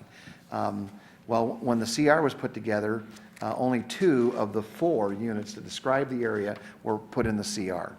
And we have a review process where it goes to 2 other divisions, 2 other people look at it, and it was right. But no one asked the question, do we have 2 units or do we have 4 units? So if you look at the second page of your handout, you'll see what we our flyer that we put out for the sportsmen.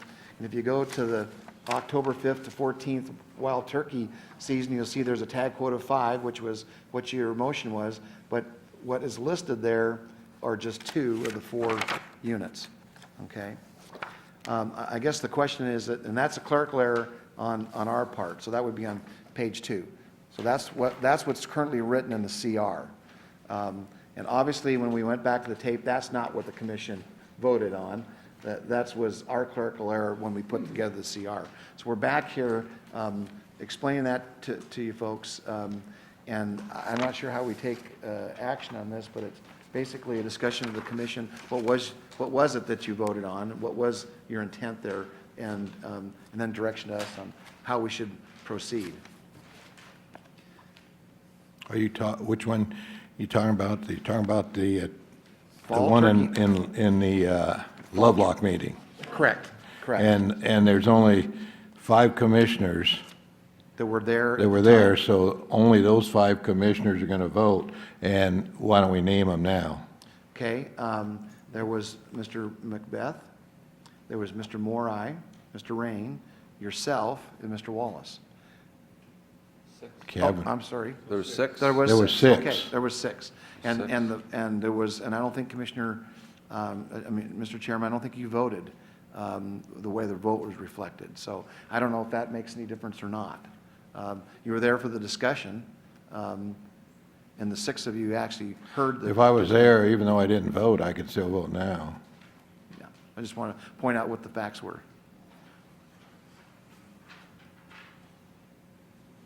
Speak up.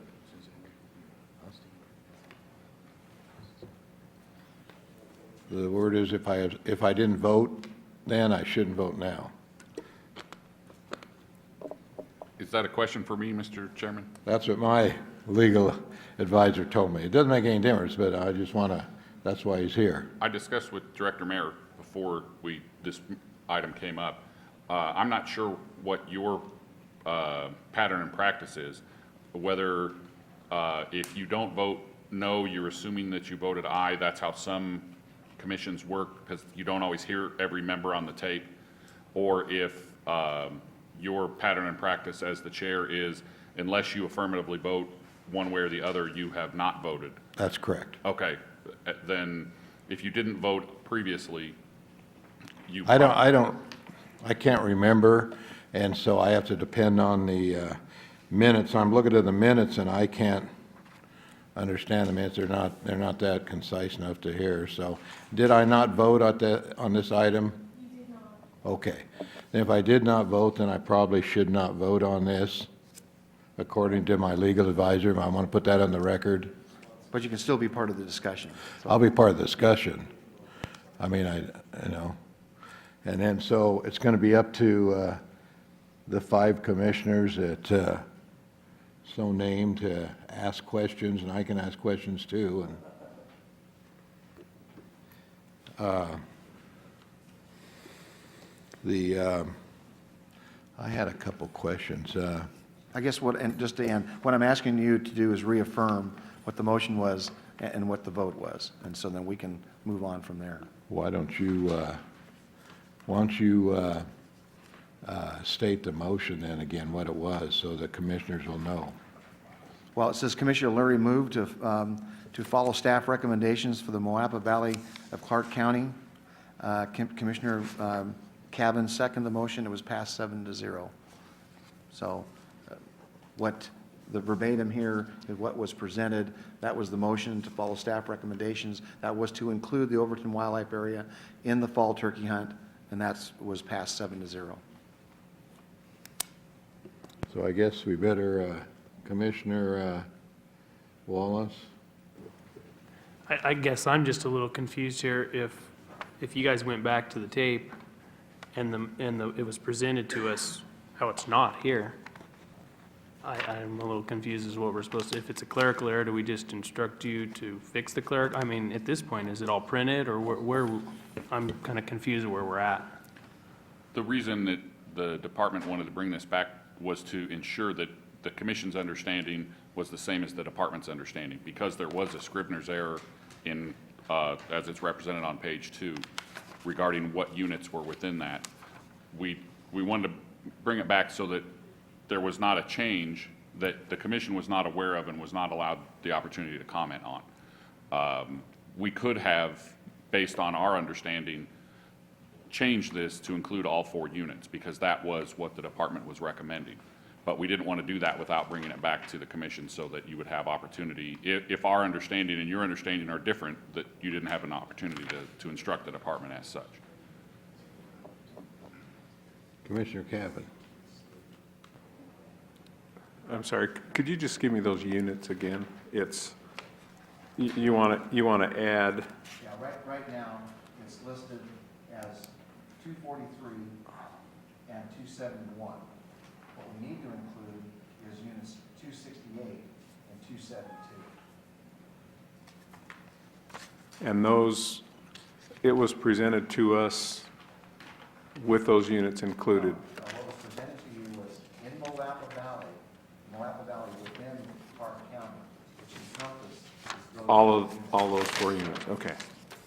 So it's trying to mirror image, we tried to, see this way, if there are turkeys that are killed other places with the wildlife area, we kind of like to know that. There's no way to know that on the hunter report without the units being as part of the regulation. Does that make sense? Yeah. And so we're trying to do a good thing.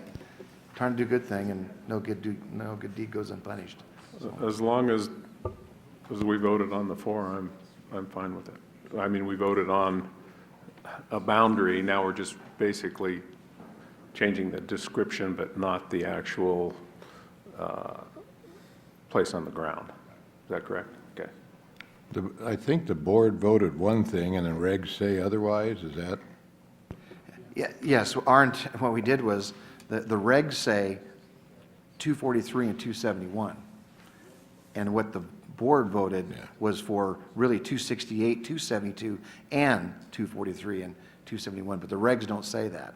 So I wanted to make That's sure right. before The board because the voted regs are one already thing. out. The regs didn't vote otherwise. Commissioner Rain? Well, I kind of have a problem with this, because I'm sitting here looking at this and I'm thinking, this was what was presented to us, these 2 areas. How could I say that it was my intent to vote on all 4 areas if it was never presented? As I mean, from this point, it's not what I would do today, it's what I believe the question's asked is, was it the commission's intent at that time? It's not what my intent would be today. At that time, was it indeed my intent to include all 4 areas? Well, if they were not included, how could it have been, if it was never presented, how could it have been our intent? Actually, Commissioner Rain, what was presented to you was not any units in particular. What was presented to you was Moapa Valley within Clark County. 243 and 271. No, the numbers, I don't believe, were attached. The department, when they did the reg, attached the numbers for tracking purposes in terms of where turkeys were harvested, so that they would have an idea as to which of those 4 management units were where the turkeys were coming from. But what was presented to you in Lovelock was Moapa Valley within Clark County, which actually encompasses the 4 management areas as Director Mayer has indicated. Is there a copy then, and there's probably is somewhere in this pile, I don't remember seeing that of exactly what was presented to us. Which page? Okay. Well, I mean, page 1 is, it just shows that's a transcript, right? That's correct. What it says is that the only change to the turkey regulation was the quota. Everything else, status quo. Status quo says Moapa Valley and those portions of Clark I was County. looking for is the copy of the staff recommendation that we looked at. Mr. Chairman, I have a copy of what was presented to you, the 0707.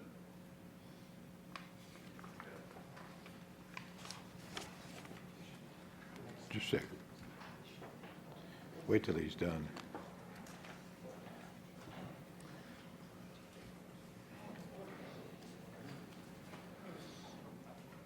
You want to study those? Yeah, trying to see. It's on page 2, on the second page. You've got the floor so far.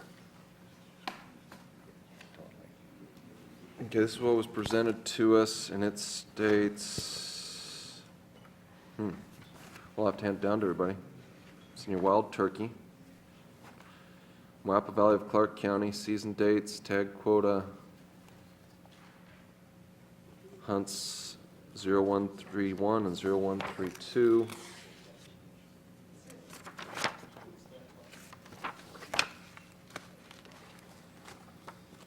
Okay.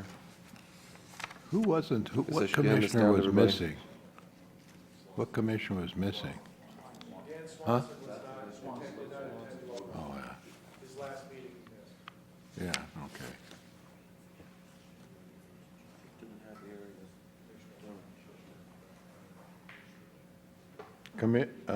You give up the floor?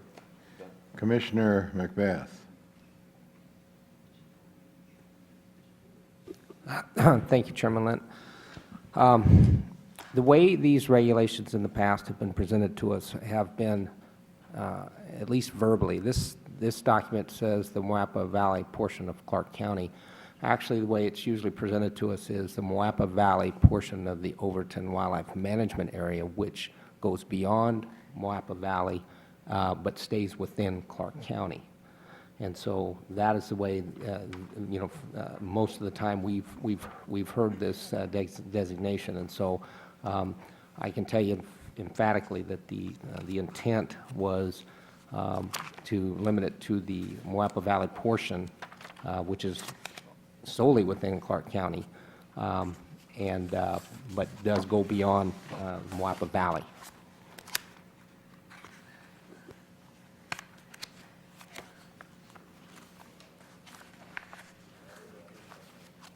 That's,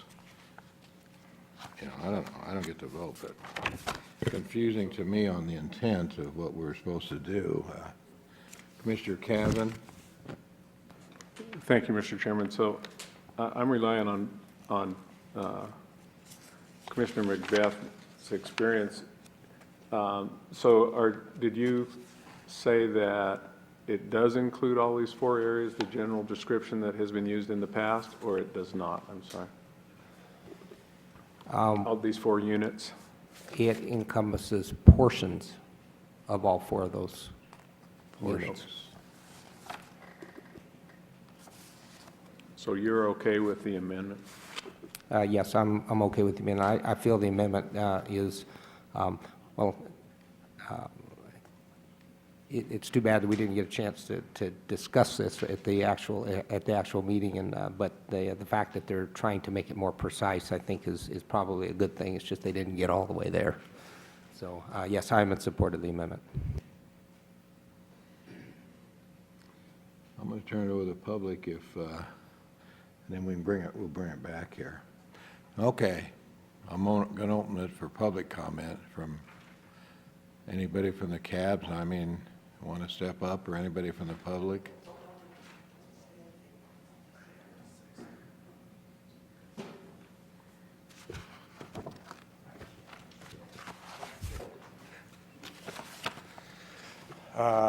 Paul Dixon, Clark County, for the record.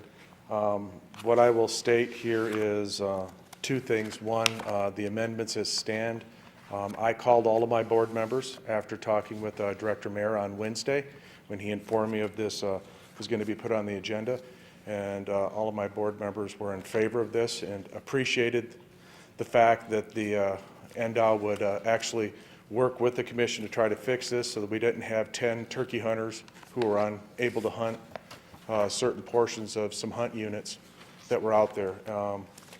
And I would just like to state for the record that you brought up a concern about changing the agenda, Chairman Lent, and was backed by Commissioner Raines about changing things. And I will leave it to say that agenda changes that get published, there was a lot of concern about whether or not you could have public input onto this.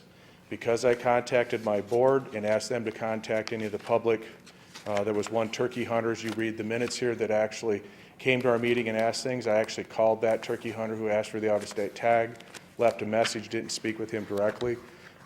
So the people who were at that meeting and had given input were there. And so they, even though this wasn't noticed where you could get CAB input, where we could have given you a recommendation, we do have public comment here, and I think that this is where you can solve that. And a chairman of a CAB, if he's done his job, especially for something that impacts this county, will do those things. When you change an agenda item, sir, and it is your prerogative to change an agenda item, and you avoid getting public comment on something, that's what I think upset at least the Clark County CAB from my perspective. And so when an agenda item was changed here, but we were allowed to get our input in and are able to stand up and speak here on it, that's what we're there. When you change the agenda where we weren't allowed to speak before you had an action item, that's what upset Clark County, and I'll leave it there, sir, for the record. Thank you. Let me, I'm going to read in the record the 10 turkey people that are influenced by this vote, just in the record here. Paul Allen from Las Vegas, Ronald Allison from Pahrump, Brian Kroll from WAPA, Charles Freemanis from Las Vegas, John Hurley from Las Vegas, Stephen Kurtz from Las Vegas, John Labate from Las Vegas, Michael Stamm from Las Vegas, John Tuminello from Henderson, and Jonathan Warwick from Las Vegas. Those are the 10 people involved in this, and just for the record, those are the, I think I read them right, those are the successful for areas 243. I don't know, I got a question. Is Overton,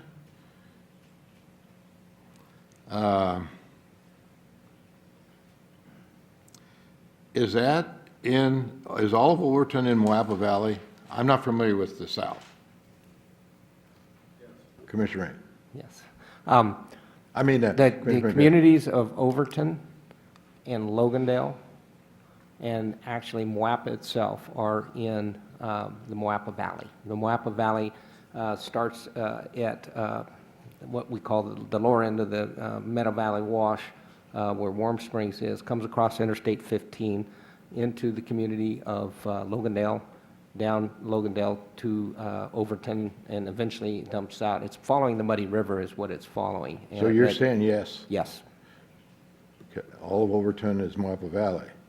And we voted on Moapa Valley, is that correct? Because if there's any doubt, they shouldn't vote for it.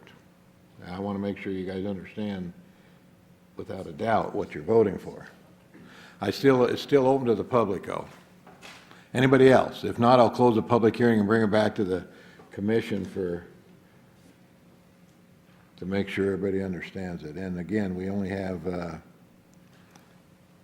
5 commissioners voting. Anybody going to count? Commissioner Mora, I haven't heard from you. Thank you, Mr. Chairman. The question I have of Director Mayer is what is the department's recommendation? Do you want us to add units 262 or 268 and 272 to that, or strike the units out of strike 243 and 271 and just leave it at Moapa Valley portion of Clark County?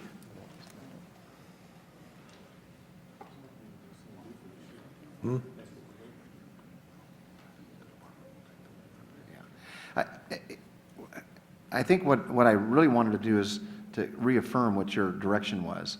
And we can either do it with the old language or we can put the units in. I'd prefer to put the units in because that more well defines the area and we can get better harvest information. Because we may have turkey harvest in areas that we don't even know we have turkeys.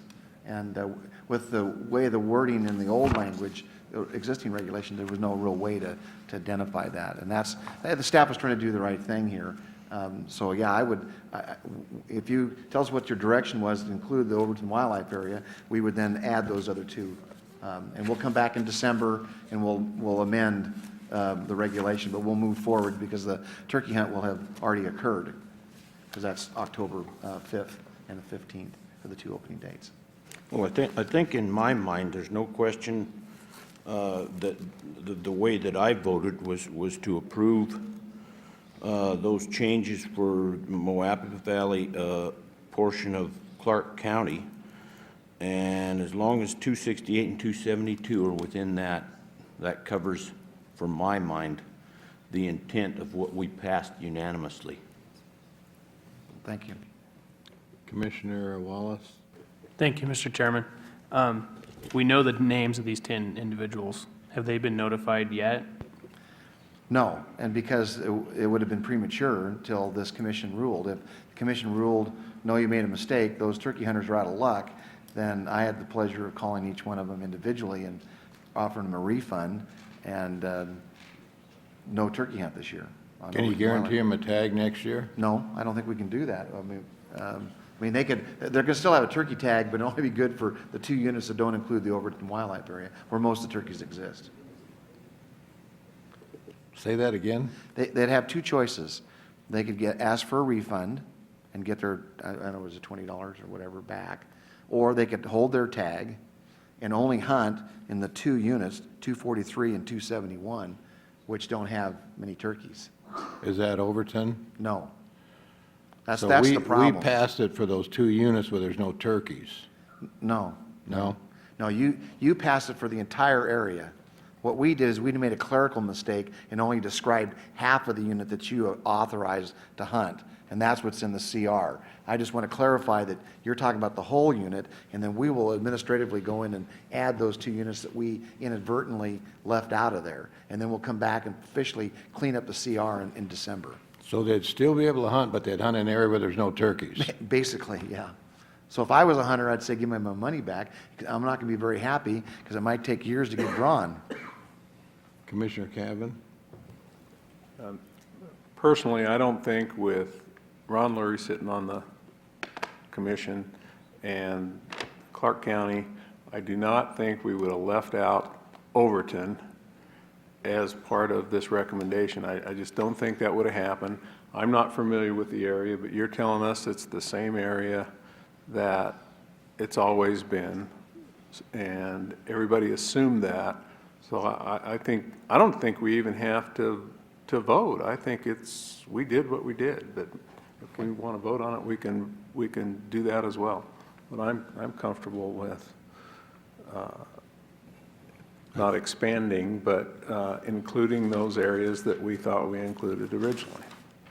And quite frankly, I probably could have just made a decision, a unilateral decision. We made a mistake. That shouldn't affect the turkey hunters, and so be it. But in today's world, and we had a commission meeting coming up prior to the opening of the season, I thought it was a prudent thing to come back to you guys and ask what was it that you really remembered and give me more direction. And then, so now we're all on the same page when we move forward. And quite frankly, no one's going to be upset about making sure that we do the right thing here. So. And we got my legal opinion here. I'll be talking to him in a minute. Commissioner Rain. Now, one thing is, and what we voted on, I mean, we can't vote on what is now presented. We can only vote on, in my mind, what we were presented with at that point. At that point, it was the Moapa Valley portion of Clark County. That's what that says. Is that right? So that, if we're going to vote on something, we should vote on that and just leave it there, because actually it shouldn't have, however, that'll even include another unit. That would actually include 244. That's what was approved, was although a lot of that's private land and tribal lands but, so if we approved this with the limitations of those 4 areas, it'd actually be more limited than what we voted on, I'm thinking. So if we're gonna go with something, it should be what we said, That's what was fine. presented to us, without the units, and if the department would want to go ahead and add in, please tell us what unit you harvested in. What my plan is if you decide that you already gave us instructions, go forth and do that, I'll call all 10 turkey hunters and say, by the way, don't pay attention to this. It does include Overton Wildlife Area, and it will be open for turkey hunting. And leave it at that. We'll come back in December and we'll fix it so that it's in the regulation, so in the future we don't have to mess with it. We can do Well, that. if we, and from what I'm getting at, because I'm not familiar, if we did approve all of Moapa Valley. Moapa Valley and includes Overton, then what's the problem? The problem is. They can hunt anywhere in Moapa Valley, according to Commissioner Macbeth. Well, the problem is that the CR doesn't state that. And before I call these guys and say, go, this is how we're interpreting. Well, we made a mistake. if Overton is in Moapa Valley and we approved all of Moapa Valley, why can't they hunt in Overton? They can, but before I made a unilateral decision, I wanted to make sure that we're all on the same page. Because the regulation doesn't state that. Your motion did, but the regulation that we drafted left those 2 units out. This is really a clerical mistake, but I didn't want to get out on a limb. I'm good. Any other comments? How about from my legal staff? No, I think is, Speak up. there we go. I don't see any. Identify yourself. Oh, sorry about that. Robert Whitney, Deputy AG representing the Wildlife Commission. I don't think there's any issue here. Just to correct an error, it sounds like from the information Commissioner Macbeth provided, I really don't see a problem. Any other questions by any other commissioners? If not, I'll accept a motion for something. I'll give it a shot. Okay, Commissioner Cavan. I'll make a motion that we reaffirm the decision that we made at the Lovelock meeting for, I don't have the exact number here.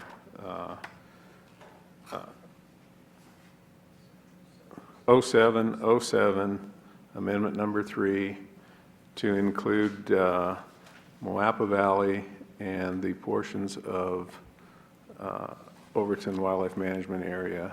And in addition to that, anything that we've done traditionally. I think that'll be clear enough. Is that, I'll second that. will that do it? Any other Commissioner Rain? I'm a little confused on that. I mean, I think we voted for the Moapa Valley portion of Clark County. And I'd be happy to vote to say the Moapa Valley portion of Clark County, and just leave it with that, and then go ahead and fix it later and rearrange the units. But if because that's what we voted on, that's what was presented to us. I'm good with that language, but this other, I'm a little bit, I don't want to change anything that we voted on before. That's not the intent. It's just to reaffirm.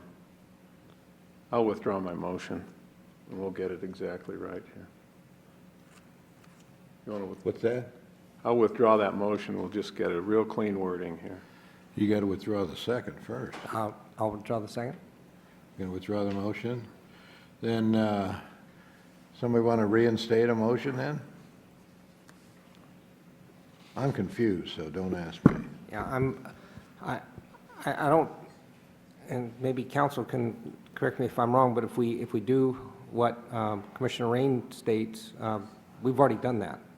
And so that was our motion in the prior commission meeting, and so now I'm wondering whether we need to do anything at all, and if we can just let it go, and you can clean up your regulation at the next meeting, and make whatever contact to the hunters that is necessary to make sure that they are perfectly legal to hunt in these other 2 units that are in Clark County, and just leave it at that. That, Mr. Chairman, that works from the department's perspective. We now understand that, again, what the commission intended, and we can go forward from there. But it wouldn't only be 2 units, it'd actually be all, 4 units, it'd actually be all 5. Correct. Because that's what the motion was before. And I don't know that there's 1 turkey in that area or not, but that's what's voted on, so, hey. It's the Moapa Valley portions of Clark County, and Right. we're clear on that, so that works That's for what us. the motion was. Thank you. And we won't take any action on that. If you want, just, Go ahead. I was just going to mention, if we have turkeys in Unit 244, we've got a new species that's drought tolerant, and we ought to really think about expanding that population. Commissioner Rain. this is a question, if you wanted us to reaffirm that, that's fine. If not, just leave it. We shouldn't have to do that, I don't think. If we've made the motion once and went through it, I don't think we have to, it's like taking wedding vows again. Yeah, no, we won't do that then. Good. So we're not going to make a motion. Next item. Well, since that was so easy, Yeah. we'll make the 5 o'clock. What the second issue here is that what we need to do is clarify what the commission approved regarding the goose season at the Overton Wildlife Area. If you turn to page 3, goes 3, 4, 5, and maybe you've had a chance to look at this, but let me boil it down to you. Mr. Mortimer basically got up and presented to you the draft CR 0908, which is the waterfowl seasons. And in that discussion, on page 9, if you turn to page 9, it describes the Canada and white-fronted goose season in the open areas of the northern zone, the 17th, and the southern zone, the October 17th. Now, traditionally, in the old days, Overton started with the duck season, and then the goose season started. In the description and to the commission was that when the staff came to southern Nevada, the Overton folks really wanted to delay the duck season for 2 weeks and start, instead of with ducks on the 17th, start with a goose season. And that the goose season would then be every other day till the duck season started, which would be the 31st of October. And that's what Mr. Mortimer presented to you. And that's simple. And we did this last year. The separation between goose and duck last year was a week because of the way the weeks fell. This year it's 2 weeks, okay? So if you turn now to page 11, because there's 2 things that, what happens when you pass the waterfowl regulation, that's a statewide thing, an all-area thing, and if you want to do something specifically on a wildlife area, there's another set of regulations, commission regulations. So that's where CR 0707 comes in, and it had a lot of different things in there, including, if you turn to page 13, the description of what's legal to what activities are legal on the Overton Wildlife Area. And if you see on page 13, number 1, it says under Overton Wildlife Management Area, let me read, I want you to read along with me what it says. It says, during the waterfowl season, of course, waterfowl encompasses ducks, geese, gallinules, coots, snipe, the whole deal. Okay, hunting is permitted on the Moapa Valley portion of the area, the Overton area, only on the opening day of duck season, alternate days thereafter throughout the season, opening day of goose season, and the closing 2 days of duck and the goose season. And the reason those were put in there is that if you started the duck season and then every other day they get to hunt at the wildlife area, and if the goose season happened to open on a day that the area was closed, the instructions were you're going to open the wildlife area and allow goose hunting. Now, there's two interpretations of this, and the reason I'm bringing this to you is some would read this to say, well, if the goose season starts first, that doesn't change the instructions here that it's open every other day thereafter. Okay? A literal reading this would say that the opening day of goose season, and that's it. And then you got to wait till the duck season opens before every other day occurs. I think what I wanted, and what I heard from the commission at the meeting was that what you wanted was that the goose season would open on the 17th and every other day alternate till the duck season opened. And so I bring this back to you because we did not change these regulations. If you turn to page 15, this is an example of some language that we're going to propose in the future, at the December meeting, to make it more clear, because it's ambiguous from our perspective. It kind of depends on how you read it. And the example language would be more simply, waterfowl hunting is permitted in the Moapa Valley portion of the area on the opening day of the earliest opening waterfowl season, yada, yada, yada, okay? That would have been much more clear, and we should have probably fixed that, but we didn't.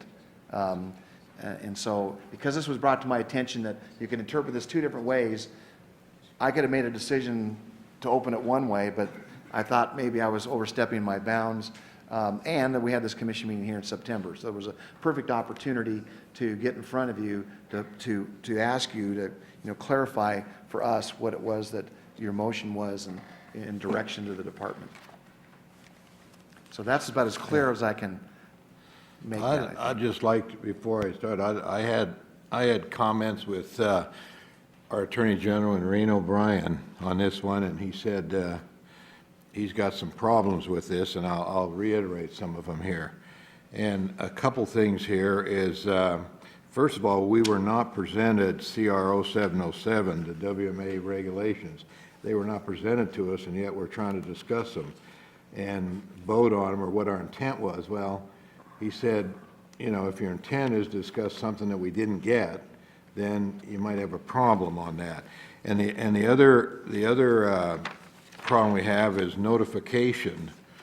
We've got the brochures printed, all of the brochures printed that say this, and how are we going to adequately notify the sportsmen and the public on this when all the brochures are printed, and we have a very short time right now to notify them.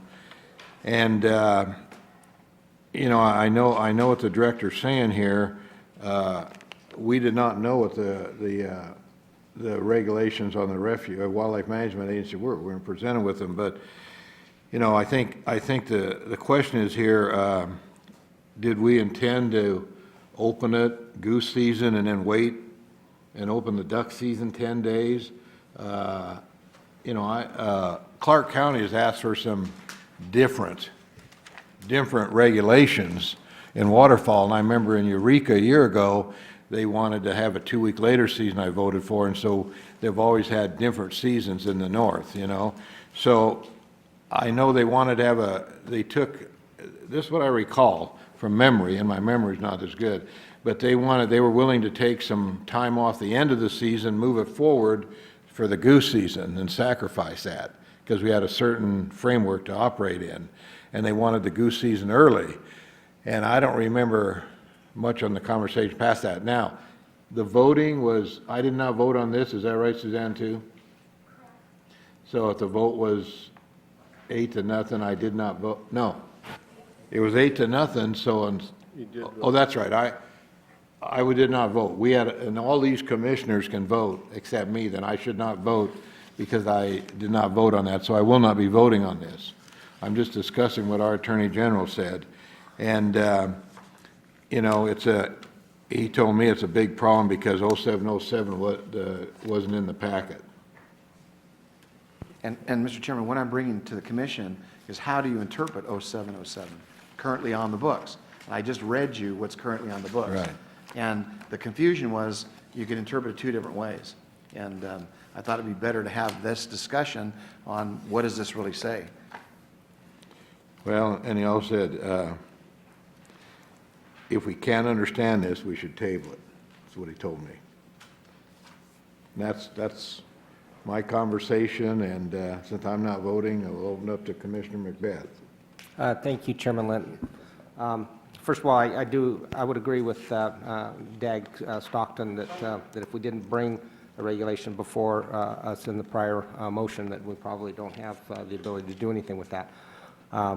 That's my first comment. My second comment is that I actually believe that a reading of the regulation in CR 0707 can easily be read to cover our situation. And if you look at the phrase, if you look at the sentence, the first sentence, what we're talking about is being able to hunt on alternate days thereafter throughout the season. So the question is, what season? There are two phrases before that portion of that sentence. The first part of it says during the waterfowl season. The second phrase, portion of that sentence says hunting is permitted on the Moapa Valley portion of the area only on the opening day of the duck season. So the question is what season is the third phrase discussing, the duck season or the waterfowl season? My position is that it's actually referring to the waterfowl season. And if it refers to the waterfowl season, and I think you can clearly read it that way, we don't have a problem. Because whether the hunt start date for duck or goose,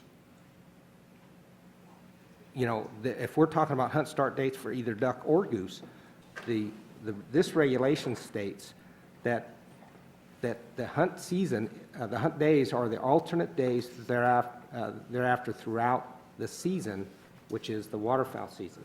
So I think we're okay. Certainly the proposed amendment to this regulation will clarify it and make it absolutely clear. But I think a very solid reading is present there. I want to also point out one other thing as to what the intention of this commission was and what we voted on based on. It would be what your intention was, not the whole committee. Oh. Each commissioner has to tell what their Right. intention was. Understood, but this is what was communicated by Mr. Mortimer with respect to this issue. If you look on page 3 of the handout that we got on number 14, page 3, under ducks and mergansers, there's a statement in there. It's 1, 2, 3, 4, 5, 6, 7 lines down, starting after the paren, to cut off the first 2 weeks of duck hunt, which translates to 7 hunt days, as the wildlife management area is only open every other day in duck season. That is the Moapa portion of Overton. So, to me, he is making it very clear that the hunt days are every other day. So that's what I saw. But more importantly, just a literal reading of this regulation, I actually have no problem with it. I think it covers us. And any other commissioner have any comments on this? Can figure it out too? You got it figured out. Huh? You figured out. Commissioner Ray. Maybe it's my lack of legal training in the art of stretching words around and getting them coordinated, but I read this and, I mean, it says opening day of duck season, alternate days thereafter. I mean, if it said waterfowl season, there is no general waterfowl season. Waterfowl season is a conglomeration of many different subseasons. So, well, I don't know what the opening day of waterfowl season could be determined. I mean, say, well, it's the first species of waterfowl. So, and it seems very clear in here, opening day of duck season, alternate days thereafter. Boom. That's as clear and concise. The linking of that to waterfowl season, yeah, I don't know. I need to go to legal college to make that stretch.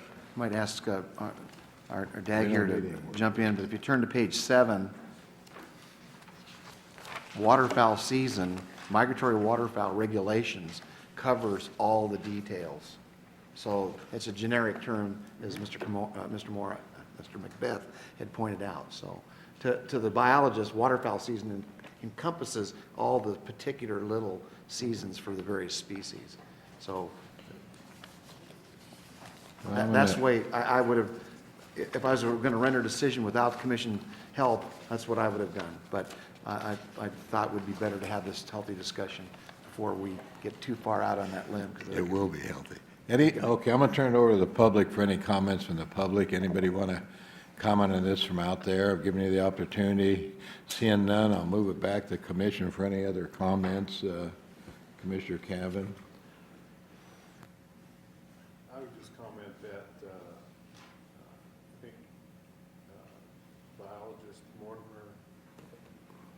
biologist Craig Mortimer made it pretty clear that it was 7 days, and I certainly recall no intention of having a one-day goose season.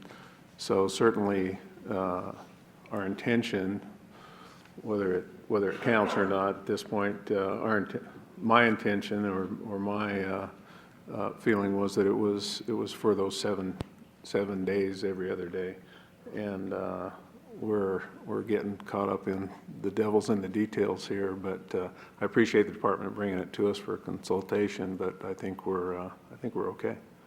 What about the brochures now? What do they say again? They state the regulation, so it's really how the department's going to interpret it and whether or not the wildlife area is going to be open or not. And Does this interpret the regular, I guess I have it, I could read it. Does this say it's open alternate days then for that? It states exactly what I've given you here. I think the hunters are expecting it to be open on opening day and every other day thereafter. If we decide that, no, that's not what this says, then we would have to then make the notification and let people know that what's a one-day thing. We'll have Robert.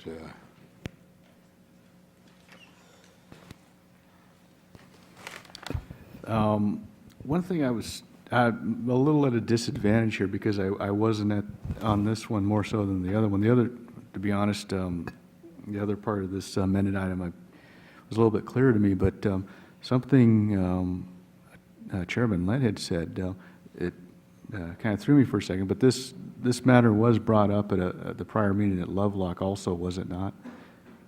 In Elko. I'm sorry, at Alco, and commissioners had reviewed this item and considered this very this information that's being presented again today. Okay, thanks. Then and they're being asked to reaffirm their intent is what they're doing. Then I think that's if the commissioners reaffirm their intent of at the prior meeting in Elko, I believe that should be fine. And I'll process any motion anyone wants to make, but I think if you're for this, I think the motion should go something that I move to reaffirm that our intent of opening the goose season on October 17th was have it open every other day until the duck season in Overton or something to that effect. But I think that's the way, if you believe your intent. And so I'll process any motion anybody wants to make. Yes, we need a motion. We didn't do it on the last. Do we need a motion on this one? I think we do. You know, it might be safer if we did, you know. I don't think it would hurt to have a motion. And if the motion basically said reaffirms what, that goose season would commence on the 17th and every day thereafter, and we'll implement the regulations accordingly. I think Alternate days. I think that's something like I said. Mr. Chairman, Commissioner Capurro. since this was adopted this part of it was adopted in Elko, then I'm presuming that the new members of the commission were. Yes.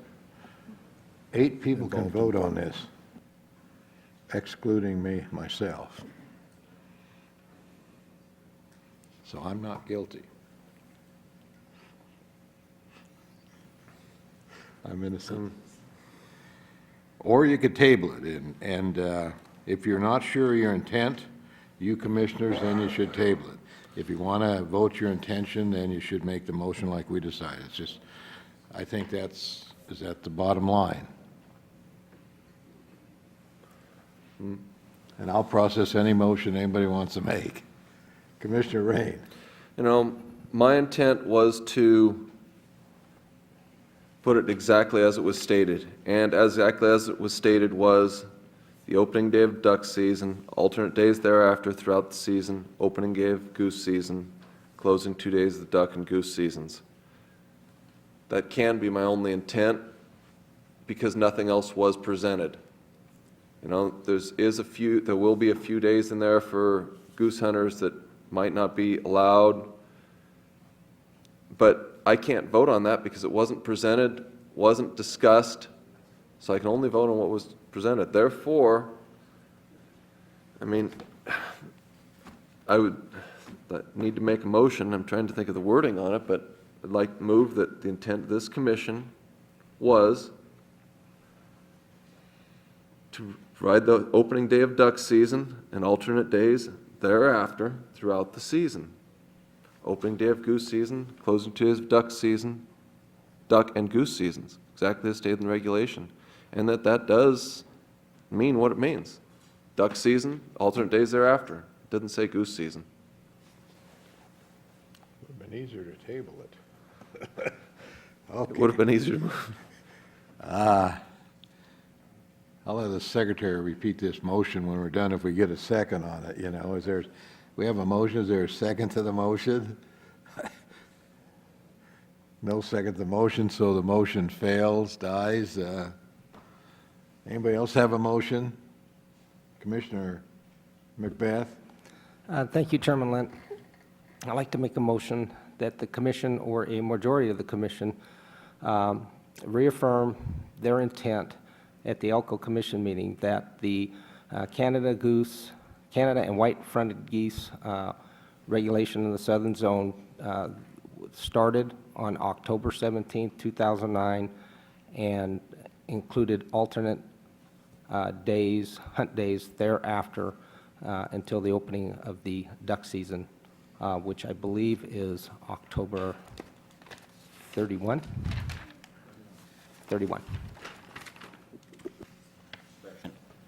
We have a motion and a second, and has everybody understood the motion then? So I don't have to repeat it. Any questions on the motion? Commissioner Rain.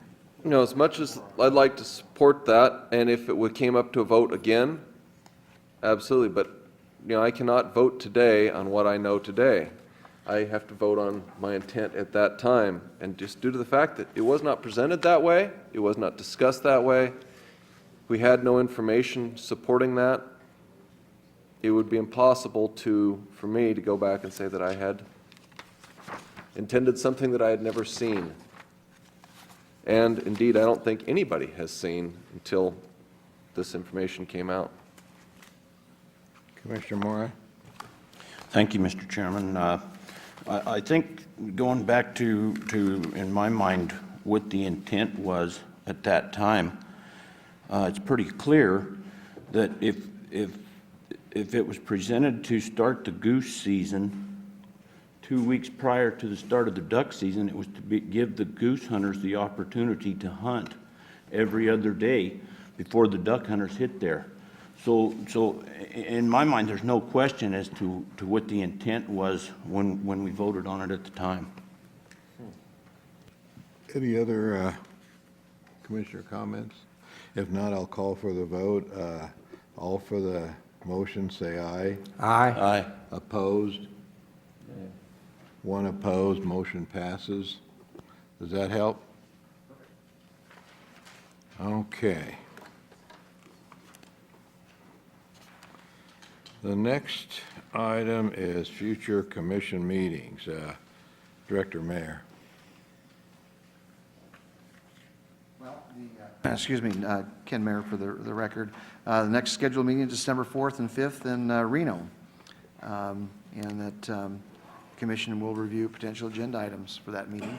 I don't have anything specific yet for December. We've got between now and our time frame, or probably the beginning of November but unless you have something. Maybe Christmas gifts for the commissioners, right? Excuse me? Christmas gifts for the commissioners. Yeah, that's, exactly. Any, Commissioner Capurro? Thank you, Mr. Chairman. I'd mentioned it in Elko, but I would like some consideration for putting on the agenda, revisiting the parameters of the youth hunt as to the age limit, which is currently 16, and that we at least discuss the potential for raising it to 18. Can we do that?